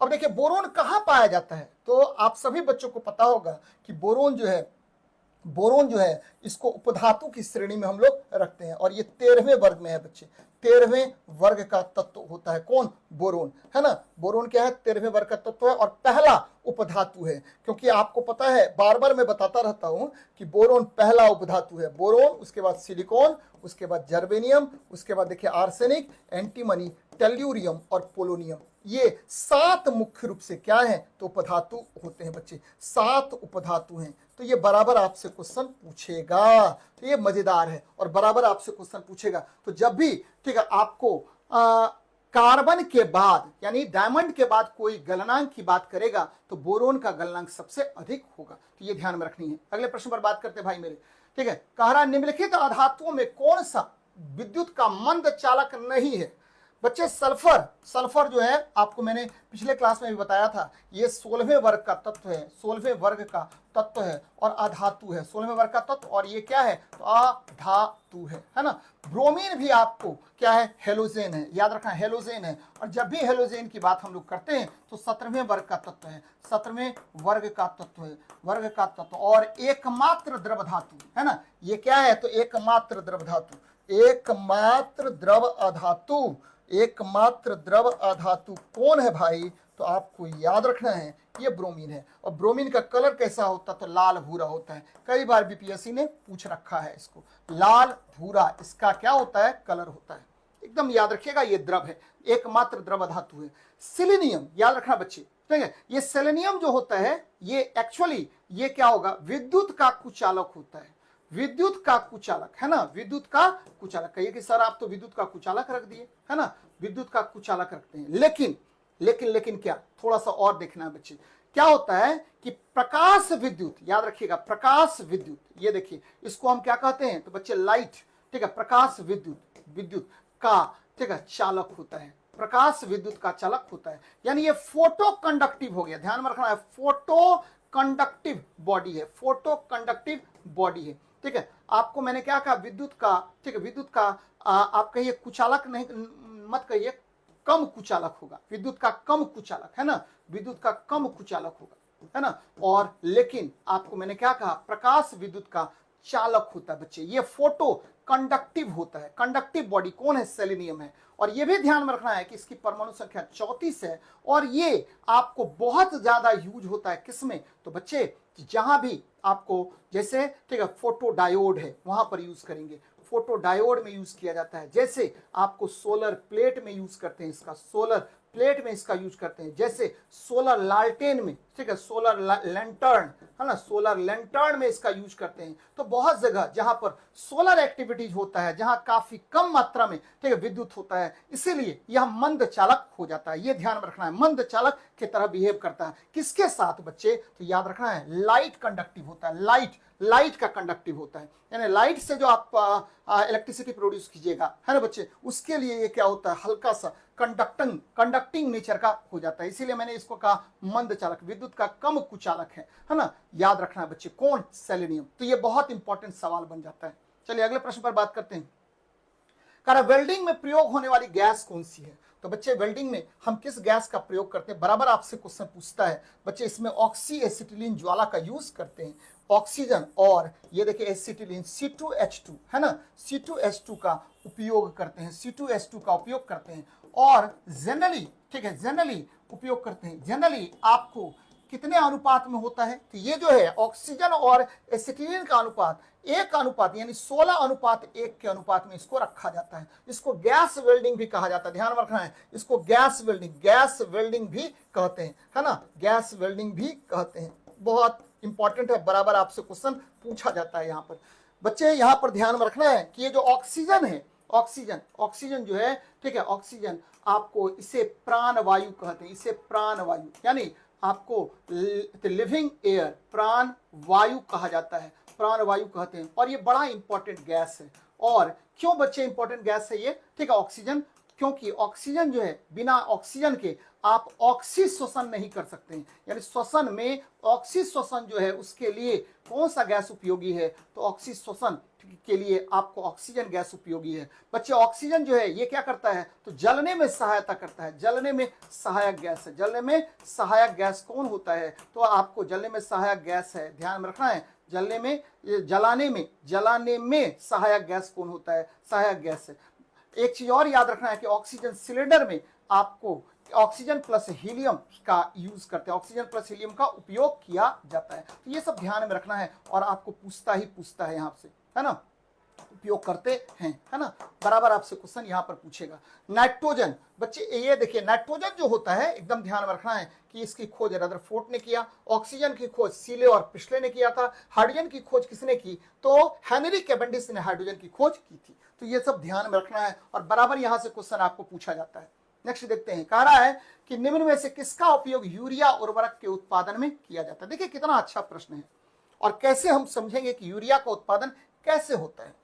तो देखिए यूरिया उर्वरक के उत्पादन में किया जाता है। तो यूरिया का उत्पादन कैसे करते हैं? तो ये देखिए अमोनिया ले लीजिए, 2NH3, ध्यान देना है भाई मेरे, 2NH3 अमोनिया ले लिए और यहां पर कार्बन डाइऑक्साइड गैस ले लिए CO2।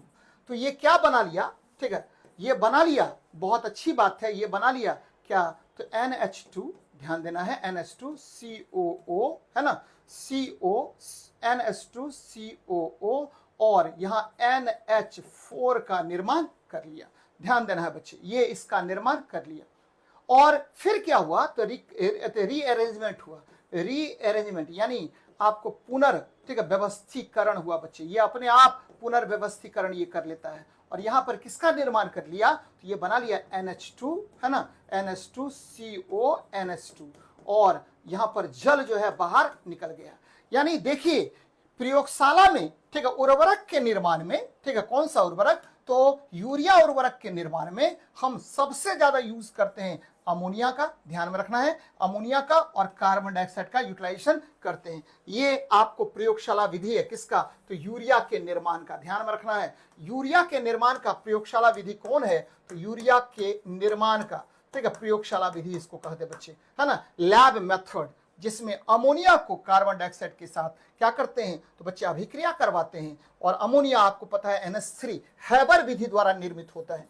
NH3 हैबर विधि द्वारा, हैबर प्रोसेस द्वारा आपको निर्मित होता है, और हैबर प्रोसेस, है ना, और उच्च दाब और उच्च ताप पर इसका निर्माण किया जाता है। और फिर हैबर प्रोसेस के द्वारा अमोनिया के निर्माण के बाद आप इसको क्या करते हैं, कार्बन डाइऑक्साइड से अभिक्रिया करवाते हैं, और ये क्या होता है, तो बच्चे यूरिया का निर्माण कर लेता है। यही आपका यूरिया है, NH2CONH2 यूरिया है, और ये पहला कार्बनिक यौगिक है, ठीक है, जिसका उपयोग हम लोग बृहद मात्रा में किसमें करते हैं, तो आपको उर्वरक में करते हैं। और ये उर्वरक आपको याद होगा, कल मैंने कहा था कि यूरिया जो है आपको जल में, है ना, जल में अति घुलनशील है।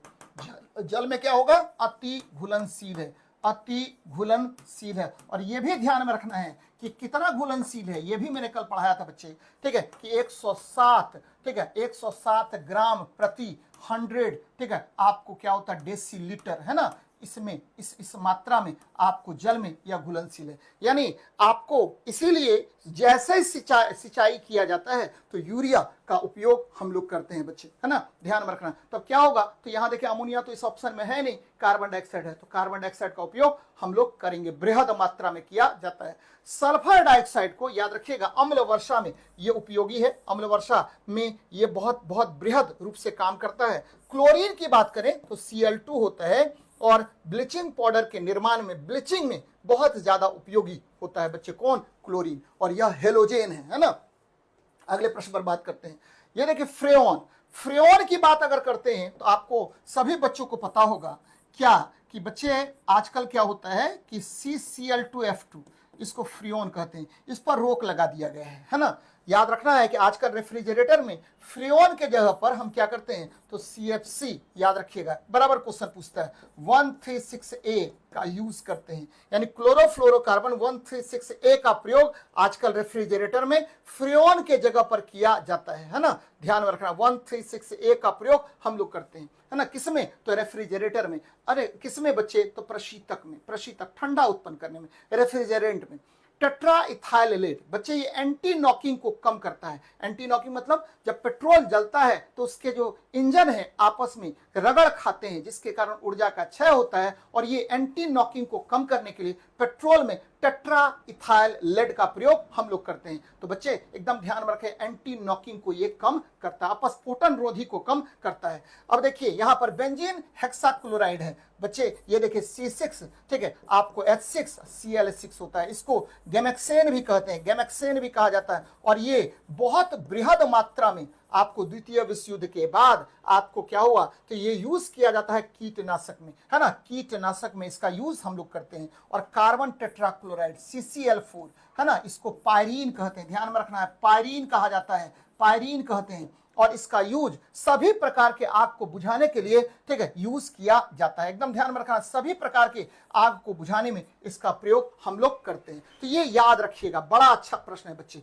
तो ए का हो गया 2 नंबर, तो ए का 2 यहां देखिए है ना। बी का क्या हो गया, तो बी आपको एंटी नॉकिंग में 1 नंबर, है ना। सी का क्या हो गया, तो बच्चे यहां देखना है कीटनाशक में 4 नंबर, और ये 3 नंबर। तो आंसर हो गया कौन सा, तो ये ध्यान में रखिएगा, आंसर हो गया ए नंबर। तो बहुत अच्छा प्रश्न है, और बराबर आपको देखना है, और जो जो मैंने बताया उसको नोट डाउन भी कर लेना है। तो सफलता इसी में सुनिश्चित है, इसमें यह सुनिश्चित नहीं है कि सर क्या सर बोलिए, भाई बोलिए, बंधु बोलिए, पढ़ना, उद्देश्य पढ़ना है।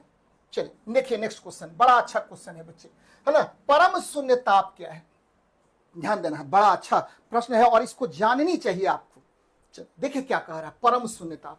पहले तो ये जान लीजिए कि इसका कंसेप्ट किसने दिया था। तो विलियम, ठीक है, लॉर्ड विलियम थॉमसन ने, याद रखना, लॉर्ड कैल्विन विलियम थॉमसन ने इसका कंसेप्ट दिया था। ठीक है, याद रखना है, बराबर आपसे क्वेश्चन पूछेगा, क्या पूछेगा कि इसका कंसेप्ट किसने दिया था। तो लॉर्ड कैल्विन विलियम थॉमसन, है ना, लॉर्ड कैल्विन विलियम थॉमसन, बराबर आपसे क्वेश्चन पूछेगा बच्चे। लॉर्ड कैल्विन, है ना, विलियम थॉमसन ने इसका कंसेप्ट दिया था। बहुत अच्छी बात है, बराबर आपसे क्वेश्चन पूछता है ना। अब देखिए परम शून्यताप होता क्या है। तो परम शून्यताप एकदम ध्यान में रखना है कि, ठीक है, वह तापमान, बहुत बहुत इंपॉर्टेंट है भाई मेरे, वह तापमान जिस पर, है ना, पहली बात बराबर क्वेश्चन पूछेगा, जिस पर क्या होगा, तो काइनेटिक एनर्जी ऑफ गैस, याद रखना है, काइनेटिक एनर्जी ऑफ गैस क्या होगा, जीरो हो जाए, है ना, ये पहला कंसेप्ट है। ठीक है, न्यूनतम संभव ताप है, याद रखना है, इससे नीचे तापमान जा नहीं सकता है। न्यूनतम संभव तापमान कौन होता है, तो बच्चे मेरे एकदम याद रखना, न्यूनतम संभव तापमान आपको, ठीक है, आपका परम शून्य ताप है। अब देखिए यहां पर आयतन का मान क्या होगा, जीरो हो जाएगा, सभी गुण समाप्त हो जाएंगे, सभी गुण समाप्त, एकदम ध्यान में रखना, सभी गुण समाप्त हो जाते हैं, समाप्त हो जाते हैं, है ना। अब देखिए, ठीक है, इसका वैल्यू कितना होता है, तो ये एकदम नोट डाउन कर लेना है। ठीक है, बाबू लोग, सोना लोग, जो भी कहिए, आपको याद रखना है इसको, -273.15 डिग्री सेल्सियस, या इसी को बोलते हैं 0 केल्विन। अगर हम फॉरेनहाइट की बात करें तो -469 पॉइंट, क्या बच्चे, तो -469 पॉइंट, ध्यान में रखिएगा, -469.67 डिग्री फॉरेनहाइट, है ना। ये तीनों में मैंने लिख दिया है, और बराबर आपको याद रखनी है इस बात को कि सर ने क्या कहा है, सर ने कैसे कहा है, और ठीक है, आपको एकदम याद रखना है बच्चे, है ना। ये देखिए, वह तापमान जिस पर क्या मैंने कहा, काइनेटिक एनर्जी शून्य हो जाएगा, न्यूनतम संभव ताप है, आयतन शून्य हो जाएगा, सभी गुण समाप्त हो जाएगा। तो ये तीनों चीज अगर ध्यान में रखते हैं तो आपको क्वेश्चन बनाना एकदम सरल है। अब देखिए क्या कह रहा है, किसी भी तापमान पैमाने का आरंभिक बिंदु, गलत बात है भाई, ठीक है, सब तापमान का आरंभिक बिंदु अलग अलग होता है। डिग्री सेल्सियस का 0 डिग्री सेल्सियस होगा, ठीक है, और देखिए केल्विन में क्या होगा, तो केल्विन में याद रखना है 273 केल्विन होता है ना, या 0 केल्विन होता है। और यहाँ देखिए, अगर हम बात करें किसमें, तो फॉरेनहाइट में बात करें तो 32 डिग्री फॉरेनहाइट होता है। तो सब टेम्परेचर स्केल पर अलग अलग होता है। तो सैद्धांतिक रूप से न्यूनतम संभव तापमान, है ना, यही आपको परम शून्य ताप हो गया। कोई दिक्कत नहीं है, एकदम ध्यान में रखना है ना। कभी भी मैंने नहीं कहा कि वाष्प जम जाता है, ये कहां से लेके आ गया, तो गलत बात है। आपको ढूंढना है काइनेटिक एनर्जी ऑफ गैस शून्य हो जाए, न्यूनतम संभव तापमान है, आयतन शून्य हो जाए, सभी गुण समाप्त हो जाए, इतना ही ढूंढना है। अगले प्रश्न पर बात करते हैं, क्या हमारा है भाई, देखिए क्या कह रहा है, CaCO3। अब माथा पच्ची इतना करेगा, ठीक है, अब कंसेप्ट नहीं जानेगा तो प्रॉब्लम होगा। देखिए क्या है कंसेप्ट, क्या कह रहा है भाई लोग, एकदम ध्यान देना है। ये सॉलिड है ना, और ये क्या है, तो ये गैस है। सॉलिड और गैस का क्या है ये, तो बच्चे इक्विलिब्रियम है, याद रखना है। साम्य सांद्रता किसका है, तो सॉलिड और गैस का है। यानी अभिकारक क्या हो, अभिकारक सॉलिड है ना, अभिकारक सॉलिड है। और बच्चे, और आपको जो प्रतिफल है, याद रखना है, प्रतिफल जो है ये गैस है ना, प्रतिफल गैस है, प्रतिफल गैस। आपको कुछ नहीं करना है क्या, कि रिएक्टेंट सॉलिड और आपका जो प्रोडक्ट है वो गैस हो गया। तो ये कौन सा है भाई मेरे, ये है आपका, ये जो है आपको स्टेबल कंसंट्रेशन है, याद रखना है। ये क्या है, तो डिफरेंट फेज है, डिफरेंट फेज।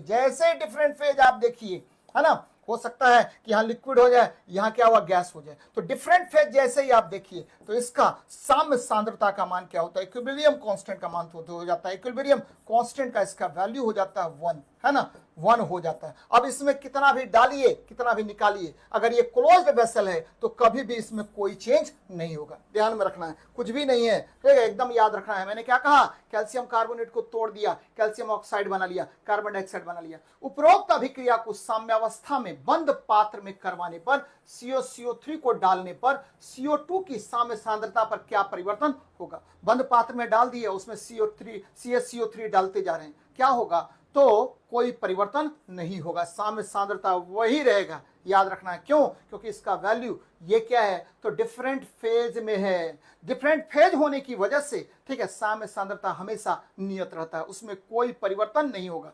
इंग्लिश में भी रिपीट कर रहे हैं, if the above reaction is CaCO3 solid, टूट गया CaO प्लस क्या बच्चे CO2, है ना। तो ये देखिए कैसे मैंने कहा ये देखिए ये हो गया आपको रिएक्टेंट, है ना, रिएक्टेंट, और ये हो गया आपको क्या, प्रोडक्ट। चलिए यहां से चलते हैं, यहां से देखिए ये हो गया रिएक्टेंट, ये हो गया प्रोडक्ट मान लेते हैं, है ना। यहां से चला रिएक्टेंट कम हो रहा है और ये प्रोडक्ट का मान वैल्यू बढ़ रहा है, और ये देखिए यहां पर आकर के क्या होगा, कांस्टेंट हो जाएगा, दोनों का मान कांस्टेंट हो गया, यानी इक्विलिब्रियम कांस्टेंट इसका क्या होगा, 1 वैल्यू हो जाए, दोनों ठीक है एकदम कांस्टेंट आ जाए, तो उसे ही क्या कहते हैं, तो बच्चे उसे ही कहते हैं डिफरेंट फेज में होना, है ना। तो ध्यान में रखना है, कोई परिवर्तन नहीं होगा। बहुत अच्छा सवाल है। अगले प्रश्न पर बात करते हैं, निम्नलिखित में से कौन सा तत्व अधिक इलेक्ट्रोनेगेटिव होगा। तो आपको याद रखना है इलेक्ट्रोनेगेटिव का मतलब क्या है। इलेक्ट्रोनेगेटिव का मतलब क्या होता है बच्चे, है ना, ध्यान में रखना। इलेक्ट्रोनेगेटिव का मतलब होता है कि ये देखिए बगल में आया इलेक्ट्रॉन, है ना, या एक जोड़ी इलेक्ट्रॉन आया, है ना, एक जोड़ी इलेक्ट्रॉन, 2 इलेक्ट्रॉन मान लेते हैं, है ना। ये क्या किया कि इलेक्ट्रॉन को, कोई तत्व है ये एक्स, इलेक्ट्रॉन को अपनी ओर खींचने की क्षमता रखा, खींचने की क्षमता, ये तत्व एक्स है, ये इतना क्षमता है कि इलेक्ट्रॉन को अपनी ओर खींच करके क्या करेगा, तो बच्चे थोड़ा सा इसको अपनी ओर झुका लेगा, है ना, एक बंधन का निर्माण कर लेगा। इसे ही क्या कहते हैं, विद्युत ऋणात्मकता कहते हैं। ध्यान में रखना है, क्या मैंने कहा कि एक इलेक्ट्रॉन या एक जोड़ी इलेक्ट्रॉन को अपनी ओर आकर्षित करने की क्षमता, अपनी ओर आकर्षित करने की क्षमता, ध्यान में रखना है, कुछ है ही नहीं, आकर्षित करने की क्षमता को क्या कहते हैं, तो इसे ही आप कहते हैं, ध्यान में रखना है, इसे ही आप कहते हैं इलेक्ट्रोनेगेटिविटी। कोई बात नहीं, अब आते हैं थोड़ा सा और आगे बढ़ते हैं।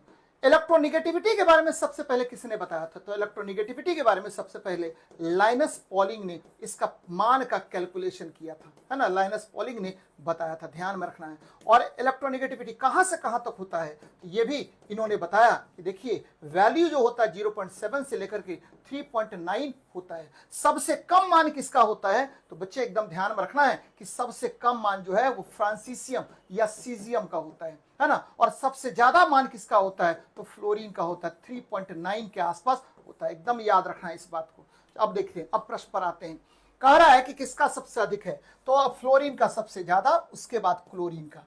याद रखना क्लोरीन का सबसे ज्यादा क्या होता है, तो इलेक्ट्रॉन एफिनिटी होता है, ना कि निगेटिविटी होता है, ये भी याद रखना है आपको। और उसके बाद फ्लोरीन, क्लोरीन, उसके बाद ब्रोमीन, उसके बाद आयोडीन होता जाएगा। तो ध्यान में रखना है कि सबसे अधिक किसका, फ्लोरीन का, ऑप्शन में नहीं है, इसके बाद किसका होगा, तो क्लोरीन का होता है। तो ये बड़ा महत्वपूर्ण प्रश्न बन जाता है, ये भी ध्यान में रखना है। एक चीज और याद रखना है बच्चे कि आवर्त मतलब पीरियड होता है, आवर्त में आप चल रहे हैं कहां से कहां तक, तो लेफ्ट टू राइट चल रहे हैं, तो इलेक्ट्रॉन नेगेटिविटी का मान क्या होता है, तो ये बढ़ता है ना।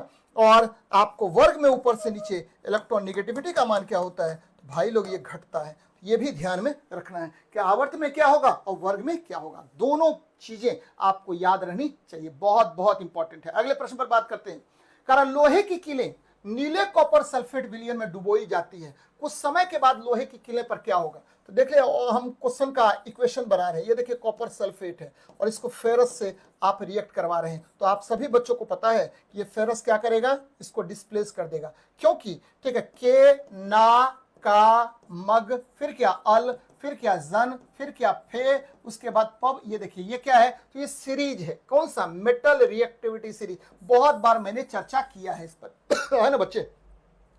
तो कॉपर से ज्यादा सक्रिय कौन हो गया, फेरस। तो फेरस क्या करेगा, कॉपर को हटाएगा और फेरस सल्फेट बना लिया, हरा रंग होता है। याद रखना फेरस सल्फेट का कलर कैसा होता है, हरा रंग का हो जाएगा, और यहां पर कॉपर मुक्त हो जाएगा। ठीक है, अब प्रश्न पर आ रहे हैं भाई मेरे, है ना। ये रिएक्शन हो गया जिसको डिस्प्लेसमेंट रिएक्शन कहते हैं, है ना। कौन सा रिएक्शन कहते हैं, डिस्प्लेसमेंट रिएक्शन कहते हैं। लोहे की कीलें नीले कॉपर सल्फेट, कोई बात नहीं, कॉपर सल्फेट का कलर नीला होता है बच्चे, विलयन में डुबोई जाती है। कुछ समय के बाद लोहे की कीलें क्या होगा, तो बच्चे एकदम याद रखिए घुल जाती है और नीला रंग विरंजित होता है। और मैंने क्या कहा, कौन सा रंग बना लिया, नीले के जगह पर हरा रंग बना लेगा, और उसके ऊपर, उस लोहे के ऊपर क्या होगा, तो आपको कॉपर का परत चढ़ जाएगा। तो ये आंसर हो जाएगा ए नंबर, घुल जाती है और नीला रंग विरंजित हो जाता है। तो ये बड़ा इंपॉर्टेंट है और बहुत ज्यादा पूछा जाता है, ये ध्यान में रखिएगा, ए नंबर आंसर होगा, है ना। बहुत बहुत इंपॉर्टेंट है, बहुत ज्यादा पूछा जाता है इस तरह का प्रश्न। चलिए नेक्स्ट प्रश्न पर बात करते हैं। अगले प्रश्न पर बात करते हैं, निम्नलिखित में से किस कार्बन यौगिक में कार्बन के 2 परमाणु होते हैं? तो प्रोपेन का देखिए, प्रोपेन क्या होता है? तो C3H8 है ना, प्रोपेन है C3H8, सभी एल्केन है बच्चे, है ना। इथेन का फॉर्मूला क्या होता है? C2H6, इथेन हो गया। और मीथेन का फॉर्मूला क्या होता है? तो CH4 होता है ना। यहाँ क्या हो गया? तो कह रहा है 2 कार्बन, तो 2 कार्बन इथेन में है, तो आंसर हो जाएगा इथेन। और आपको ये पता होनी चाहिए सभी एल्केन है, एल्केन है। और एल्केन क्या होता है? तो एल्केन जो है याद रखना है कि यह संतृप्त हाइड्रोकार्बन है, सैचुरेटेड हाइड्रोकार्बन है, संतृप्त हाइड्रोकार्बन होता है। संतृप्त हाइड्रोकार्बन कौन होता है? तो एल्केन है, संतृप्त हाइड्रोकार्बन है। और इसका याद रखना है फॉर्मूला क्या होगा? तो फॉर्मूला एकदम ध्यान में रखना है, बराबर आपसे क्वेश्चन पूछता है, CnH2n+2 होता है, CnH2n+2 होता है, आप बच्चों को पहले से पता होगा। मीथेन को मार्स गैस कहते हैं, और जितना भी आप देख रहे हैं मार्स गैस कहते हैं, जितना भी आप देखते हैं CNG, PNG, LNG और बायोगैस, सब में प्रमुख घटक कौन होता है? तो यही मीथेन होता है। अगले प्रश्न पर बात करते हैं, निम्नलिखित में से कौन एसिटिक एसिड है? तो ये देखिए HCOH, ये फॉर्मिक एसिड है, क्योंकि आपको पता है कार्बोक्सिलिक एसिड जो होता है, कार्बोक्सिलिक एसिड, इसका फॉर्मूला क्या होता है? इसका फॉर्मूला होता है, याद रखना है क्या होता है फॉर्मूला? तो CnH2n+1 है ना, और COOH होता है। और बच्चे ये देखिए इसका नाम क्या कहेंगे? तो इसका नाम होता है एल्केनोइक एसिड, एल्केनोइक एसिड होता है, एल्केनोइक एसिड इसका आयुपेक नाम होता है ना। अब इसका नाम क्या हुआ? फॉर्मिक एसिड तो जनरल नाम हो गया, इसका नाम हो गया मिथेनोइक एसिड, आयुपेक नाम क्या हो गया? मिथेनोइक एसिड, है ना। अब इसका देखिए, इसको एसिटिक एसिड बोलते हैं कॉमन नेम, लेकिन आपको याद रखना है कि इसका जो नाम होगा आयुपेक नाम इथेनोइक एसिड, इथेनोइक एसिड होता है, इथेनोइक एसिड। और ये COH फंक्शनल ग्रुप है, किसका? तो कार्बोक्सिलिक एसिड का फंक्शनल ग्रुप क्या होता है? तो कार्बोक्सिलिक एसिड का फंक्शनल ग्रुप है, ये फंक्शनल ग्रुप है, एकदम ध्यान में रखना है, फंक्शनल ग्रुप होता है COOH। अच्छी बात है, तो आंसर आपको बी नंबर होगा, एसिटिक एसिड। देखिए आइसोटोप की विशेषताएं निम्नलिखित हैं, क्या होता है आइसोटोप का विशेषता? तो चलिए देखते हैं, है ना। आइसोटोप, जैसे ही आइसोटोप आता है समस्थानिक, है ना, आइसोटोप्स का मतलब होता है समस्थानिक। और आपको एकदम पता है, अच्छे से पता है क्या होता है कि आइसोटोप्स जैसे ही आएगा तो 2 गुण की बात हम लोग करते हैं, एक समान गुण, है ना, समान गुण, समान मतलब इक्वल प्रॉपर्टी। कौन कौन होगा? तो परमाणु संख्या आपको समान होगा, परमाणु संख्या आपको समान होगा, फिर क्या समान होगा? तो तत्व समान होगा, परमाणु संख्या ये समान होगा, फिर क्या होगा? तत्व समान होगा, तत्व समान होगा, फिर क्या होगा? रासायनिक गुण समान होंगे, एकदम ध्यान में रखना है, रासायनिक गुण समान होगा, रासायनिक गुण समान होगा। और इलेक्ट्रॉन, प्रोटॉन, प्रोटॉन की भी संख्या समान होगी, प्रोटॉन, ठीक है, प्रोटॉन की संख्या आपको समान होगी, है ना। अब भिन्न गुण कौन कौन होगा? भिन्न गुण, है ना, डिफरेंट प्रॉपर्टी कौन कौन होगा? तो डिफरेंट प्रॉपर्टी, ठीक है, याद रखना है, सबसे पहले परमाणु द्रव्यमान संख्या, एटॉमिक मास नंबर, परमाणु द्रव्यमान संख्या ये भिन्न होगा, परमाणु द्रव्यमान संख्या आपको क्या होगा? भिन्न होगा। फिर क्या भिन्न होगा? तो न्यूट्रॉन की संख्या आपको भिन्न होगा, न्यूट्रॉन की संख्या क्या होगा? तो भिन्न होगा। फिर क्या भिन्न होगा? तो एक चीज और भिन्न होता है, ये बोलते हैं भौतिक गुण, है ना, भौतिक गुण, फिजिकल प्रॉपर्टी आपको भिन्न होता है। तो ये बातें याद रखनी है बच्चे, परमाणु संख्या समान, तत्व समान, रासायनिक गुण समान, प्रोटॉन की संख्या समान होगा आइसोटोप्स में। और भिन्न गुण कौन होगा? तो परमाणु द्रव्यमान संख्या, न्यूट्रॉन की संख्या, भौतिक गुण ये भिन्न होगा। जैसे एग्जाम्पल के तौर पर लीजिए, क्या लेते हैं? ये मान लीजिए हाइड्रोजन है, हाइड्रोजन के 3 समस्थानिक होते हैं, 1H1, है ना, 1H2 और क्या होगा? तो 1H3। देखिए सब में परमाणु संख्या सबका क्या है? समान है ना, द्रव्यमान संख्या सबका भिन्न है। और यहाँ देखिए न्यूट्रॉन की संख्या यहाँ क्या होगी? 0, यहाँ न्यूट्रॉन की संख्या 1, है ना, और यहाँ न्यूट्रॉन की संख्या क्या होगा? तो बच्चे लोग यहाँ पर 2 हो जाएगा। तो सब में न्यूट्रॉन की संख्या भिन्न हो रहा है। तो अब हम प्रश्न पर आते हैं, क्या कह रहा है कि भिन्न रासायनिक और भौतिक गुण, ये दोनों भिन्न कैसे होगा? मैंने कहा समान भौतिक, ये गलत बात है, समान रासायनिक लेकिन भिन्न भौतिक गुण होगा। अच्छी बात है, बहुत अच्छा बात है, एकदम याद रखना कंसेप्ट को। देखिए नेक्स्ट, ट्रिप्सिन पाचन में सहायता करता है। तो आपको पता होगा कि ट्रिप्सिन जो है यह कहां से निकलता है? तो पैनक्रियाज से, पैनक्रियाज से यानी अग्न्याशय से, पैनक्रियास से यानी अग्न्याशय से कौन सा हार्मोन बोलते हैं, कौन सा एंजाइम निकलता है, तो आपको 3 एंजाइम निकलता है। पहला ट्रिप्सिन है ना, ट्रिप्सिन ये प्रोटीन का पाचन करता है। ट्रिप्सिन प्रोटीन का पाचन, एकदम ध्यान में रखना है, प्रोटीन का पाचन करता है। देखिए बहुत महत्वपूर्ण है प्रोटीन का पाचन। फिर आते हैं क्या, तो ट्रिप्सिन एमाइलेज ये स्टार्च का पाचन करता है, स्टार्च है ना, स्टार्च का पाचन, स्टार्च का पाचन है ना, ये ध्यान में रखना है। फिर क्या आते हैं आपको ट्रिप्सिन, एमाइलेज, लाइपेज ये वसा का पाचन, लाइपेज वसा का पाचन करता है। यानी 3 एंजाइम आपको यहां से निकलता है जो अलग अलग पदार्थों का पाचन करता है। यहां देखिए क्या कर रहा है, ट्रिप्सिन प्रोटीन का पाचन करेगा, वसा का पाचन कौन करता है, तो मैंने कहा लाइपेज करेगा, लाइपेज करता है, ये ध्यान में रखिएगा। अगले प्रश्न पर बात करते हैं, निम्न में से कौन सा भाग ग्रसनी में उपस्थित होता है। तो ग्रसनी की बात कर रहा है, तो ग्रसनी में ये देखिए सबसे पहले नाक के पास क्या होगा, तो नेसोफेरेंजियल, नाक के पास क्या होता है, नेसोफेरेंजियल। बच्चे मुख के पास क्या होगा, तो ओरोफेरेनिक्स है ना, और ठीक है आपको स्वर ग्रंथि कौन होता है, तो लेरिंग्स होता है। यानी आपका जो ग्रसनी है उसके 3 भाग होंगे, कौन कौन, तो नासा ग्रसनी, मुख ग्रसनी और अंत में आ जाएगा लेरिंग्स बच्चे। यानी आपका ऊपर से लीजिए, ये देखिए ये नासा, ठीक है नासा हो गया, उसके बाद आ गया कौन, ओरो है ना, उसके बाद क्या होगा, लेरिंग्स होता है ना, लेरिंग्स होता है। और यहीं से आपको पता है कि अंदर की तरफ प्रवेश कर जाता है ट्रैकिया, और ये फेफड़े में प्रवेश कर जाता है। तो ये ध्यान में रखनी है, तीनों आपको कहां पर होगा, तो आपके मुख में होगा। आंसर हो जाएगा डी नंबर है ना, डी नंबर होगा। सबसे पहले नासा, ओरो और अंत में लेरिंग्स होता है। नेक्स्ट देखते हैं बच्चे, करा दाएं निलय से अशुद्ध रुधिर किस अंग में जाता है। तो कल भी मैंने इस पर पढ़ाया था बच्चे, और ये इसको देख लेना है। ये देखिए हृदय है ना, हृदय है, हृदय है, और ये फेफड़ा है। ये बार बार मैं बनाता रहता हूं है ना, ये देखिए फेफड़ा है, और आपको पता है इसको 4 भाग में बांट दीजिए है ना। ये देखिए ये बार बार मैं कह रहा हूं, यहाँ होता है ट्राइकप्सिड भल्व, और यहाँ होता है बाइकप्सिड भल्व, और इसको बोलते हैं क्या, तो राइट ऑरिकल, इसको बोलते हैं लेफ्ट ऑरिकल है ना, इसको बोलते हैं क्या, तो राइट वेंट्रिकल, इसको बोलते हैं लेफ्ट वेंट्रिकल। अब देखिए क्या होता है, होता क्या है कि शरीर से आपको अशुद्ध रक्त, ये शरीर से अशुद्ध रक्त की बात करें, ठीक है, कार्बन डाइऑक्साइड युक्त रक्त, शरीर से अशुद्ध रक्त चला और ये कहां पहुंचा, तो शरीर से अशुद्ध रक्त पहुंच गया राइट ऑरिकल में, या वहां से क्या आ गया, राइट वेंट्रिकल में, और यहां से आपको प्लमनरी आर्टरी के द्वारा हार्ट में पहुंच, बोलते फेफड़े में पहुंच गया, इसको लंग्स बोलते हैं, इसको क्या बोलते हैं, लंग्स बोलते हैं, यहां पहुंच गया।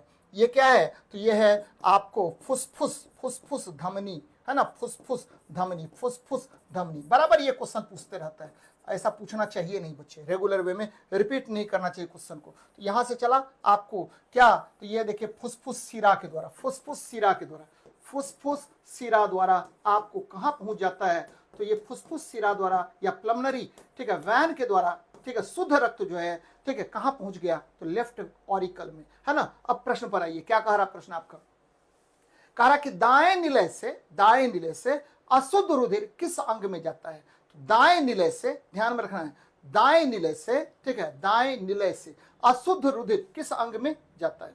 तो भाई मेरे, दाएं निलय से अशुद्ध रक्त, यहां देखिए ये अशुद्ध रक्त दाएं निलय से, यहां से अशुद्ध रक्त कहां आता है, तो भाई ये लंग्स में आता है, यानी फेफड़े में आता है। तो कहां कह दें हम लोग, तो कहां कह दें, ये फेफड़ों में जाता है। किसके द्वारा जाता है, तो ये याद रखिएगा, पल्मोनरी यानी फुसफुस धमनी के द्वारा जाता है, पल्मोनरी आर्टरी के द्वारा प्रवेश करता है। तो ये देखिए कितना अच्छा सवाल है, बराबर आपसे क्वेश्चन पूछेगा। अगले प्रश्न पर बात करते हैं, क्या कह रहा है हमारा नेक्स्ट प्रश्न। ये देखिए, बिंदु श्रवण की क्रिया के लिए पादप में कौन सी संरचना पाई जाती है। आप देखिए बच्चा मेरे, यहां देखिए है ना, ये क्या है, ये पत्तियां हैं, और पत्तियों में क्या होता है कि एक संरचना पाई जाती है। यानी यदि आपको मृदा में किसकी मात्रा अधिक हो, तो मृदा में जल की मात्रा अधिक होगी, तो आपको, ठीक है, ये जल जो है आपका, ये पत्तियों के किनारे से यहां पाया जाता है हाइडाथॉर्स, ठीक है, हाइडाथॉर्स पाया जाता है बच्चे, हाइडाथॉर्स पाया जाता है। इसको बोलते हैं जलरंध्र, क्या बोलते हैं, जलरंध्र कहते हैं। इसी जलरंध्र के द्वारा क्या होता है कि जल, ठीक है, बाहर निकलता है, जनरली कब बच्चे, तो एक तो सुबह में, है ना, सुबह में या रात के समय में। ये क्या होता है कि आपको पत्तियां क्या करती हैं या पौधे क्या करते हैं, तो जल को, ठीक है, जल को पत्तियों के किनारे से या तना के किनारे से आपको क्या होगा, ये बाहर निकलेगा। और ये कौन सा अंग होता है, तो ये हाइडाथॉट्स होता है, इंग्लिश में बोलते हैं, या जलरंध्र हिंदी में बोलते हैं। तो ये कि वाटर पोर गलत है, ये होगा हाइडाथॉट्स होगा, हाइडाथॉट्स होता है। इसके द्वारा आपको जल क्या होता है, बाहर की ओर निकलता है। रंध्र के द्वारा भी जल बाहर निकलता है ये, लेकिन ये वाष्पोत्सर्जन होता है बच्चे, ट्रांसपिरेशन होगा। ट्रांसपिरेशन की प्रक्रिया द्वारा आपको क्या होगा, तो जल बाहर निकलेगा स्टोमाटा के थ्रू, स्टोमाटा, है ना, इसके थ्रू बाहर निकलता है। क्यूटिकल क्या होता है, ये मोमियस संरचना होता है, जिसके द्वारा आपको क्या होता है, तो बच्चे यह मोमियस संरचना होता है जो जल का प्रतिरोध करता है, जल को निकलने नहीं देगा, जल का प्रतिरोध करता है, जल का प्रतिरोध करता है। ये ध्यान में आपको रखनी चाहिए, प्रतिरोध करता है, यानी जल को आपको बाहर निकलने नहीं देता है। कौन, क्यूटिकल। अब देखिए, अब थोड़ा सा इसको हम इलेबरेट भी किए, ठीक है। यहां देखिए हाइडाथॉट है ना बच्चे, या वाटर पोर कह दीजिए, है ना। ये क्या होता है, तो बिंदु श्रवण यानी ग्यूटेशन के द्वारा जल निकलता है। कौन सा जल निकलता है, तो तरल जल बाहर निकलता है।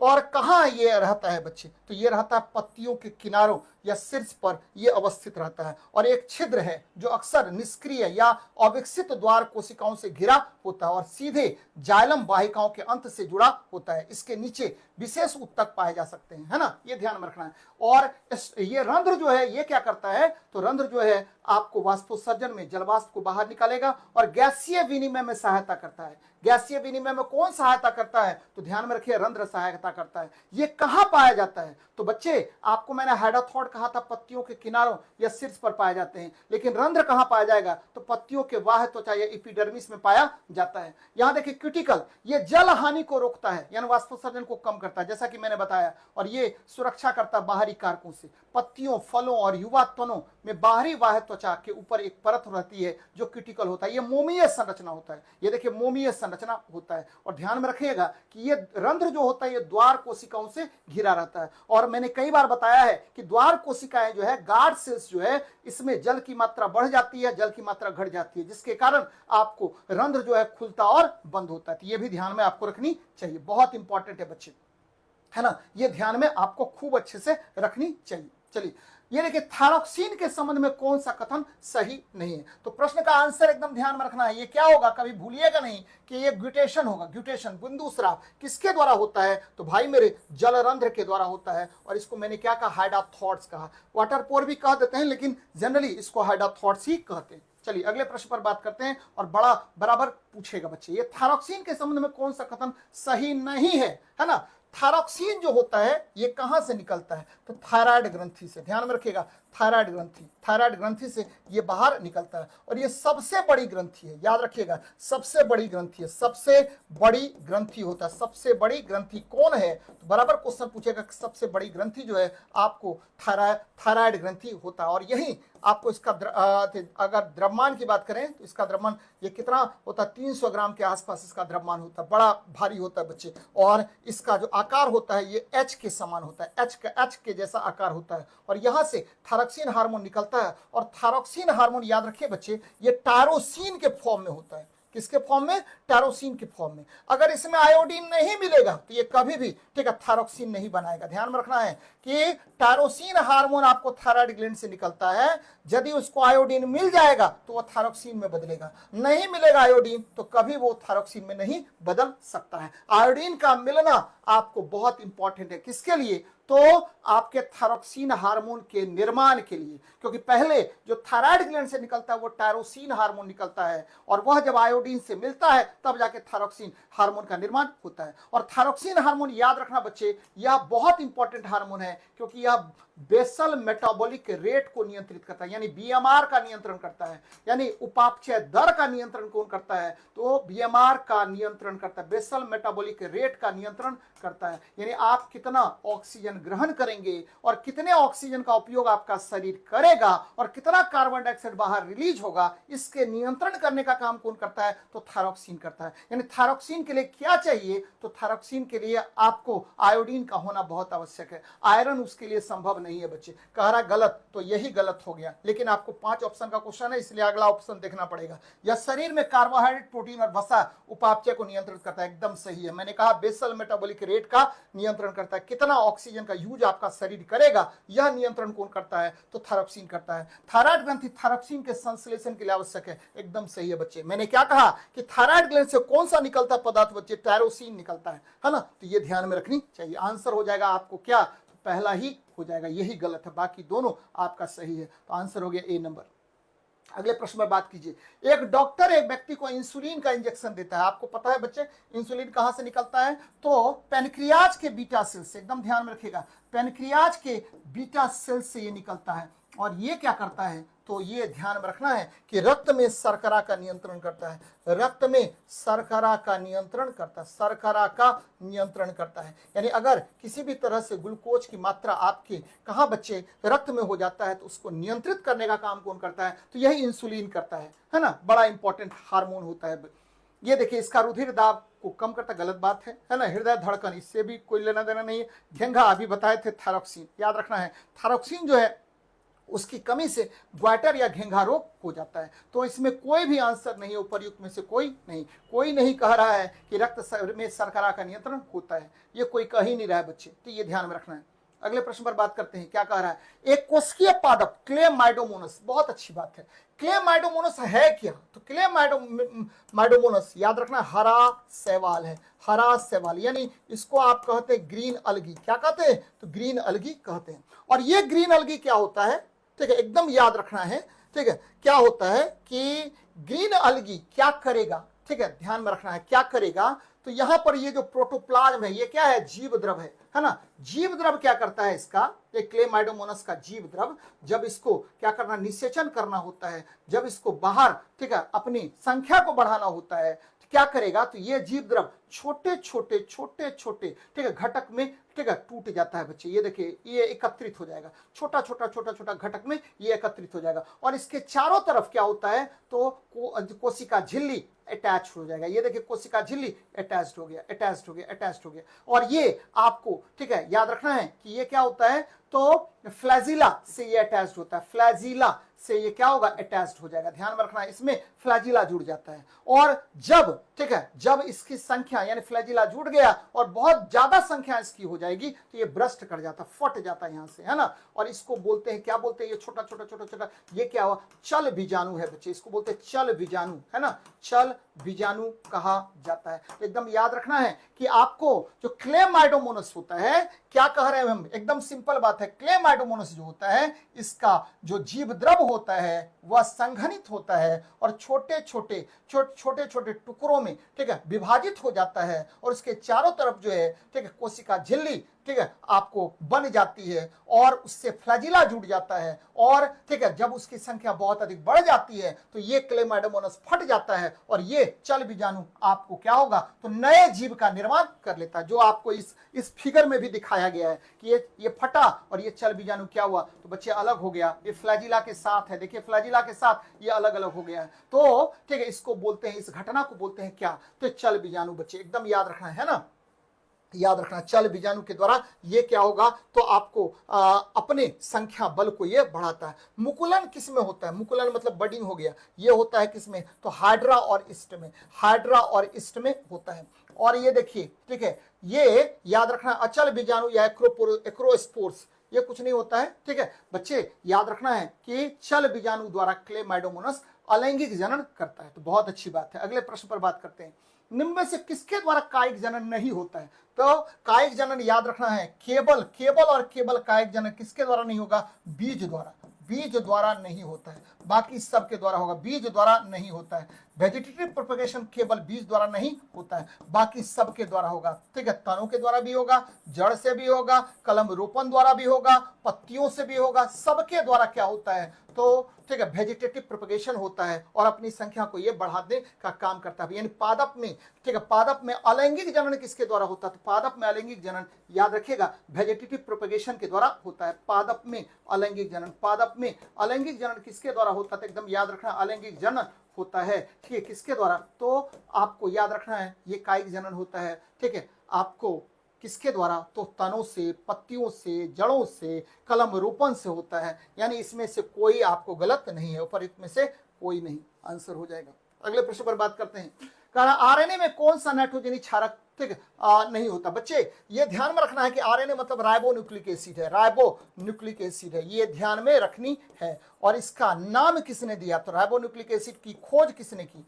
खोज और नाम दोनों फ्रेडरिक मिक्सचर, खोज और नाम किसने दिया? तो ये दोनों दिया फ्रेडरिक मिक्सचर ने। बराबर क्वेश्चन पूछता है, फ्रेडरिक मिक्सचर ने दिया था, फ्रेडरिक मिक्सचर ने दिया था। और ये भी ध्यान में रखना है कि ये जो फ्रेडरिक मिक्सचर ने कहा कि ये देखिए एकल स्ट्रैंड, सिंगल स्ट्रैंडेड आरएनए होता है, यानी आपको आरएनए की संरचना सिंगल स्ट्रैंडेड होता है। और इसमें क्या क्या पाया जाता है अगर बात करें तो इसमें पाया जाता है एडेनिन, ठीक है, एडेनिन पाया जाता है, उसके बाद ग्वानिन, ठीक है, उसके बाद थाइमिन यहां पर नहीं पाया जाता है, उसके जगह पर यूरेसिल पाया जाता है और ग्वानिन पाया जाता है, यानी AUGC, याद रखना है AUGC। यानी नाइट्रोजनी क्षारक में क्या क्या पाया जाएगा? तो एडेनिन, ग्वानिन, यूरेसिल और ठीक है, एडेनिन, ग्वानिन, यूरेसिल, है ना, ये सब पाया जाएगा, है ना। ये देखिए बार बार हम ग्वानिन 2 बार लिख दिए, तो ये ध्यान में रखनी है बच्चे। क्या क्या मैंने कहा?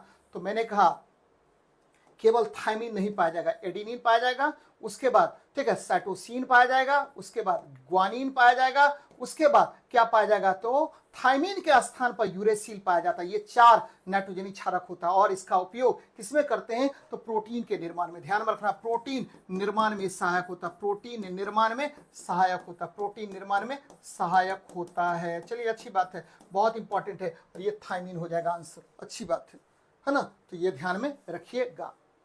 आगे बढ़ते हैं। उस जाति का नाम क्या है जिसके पादप समान लक्षण वाले पादपों से उत्पन्न होते हैं? What is the name of the species which plants originate from plants having similar character? देखिए कि अगर आपको ठीक है मेंडल के बारे में आप जान रहे होंगे तो मेंडल क्या टीटी का यूज किया, ये शुद्ध है बच्चे, टीटी का यूज किया, ये शुद्ध है। लेकिन जैसे ही फर्स्ट जनरेशन में आया तो टीटी आ गया, तो ये क्या हो गया? तो ध्यान में रखिए, इसको बोलते एलिल्स। क्या कहते हैं?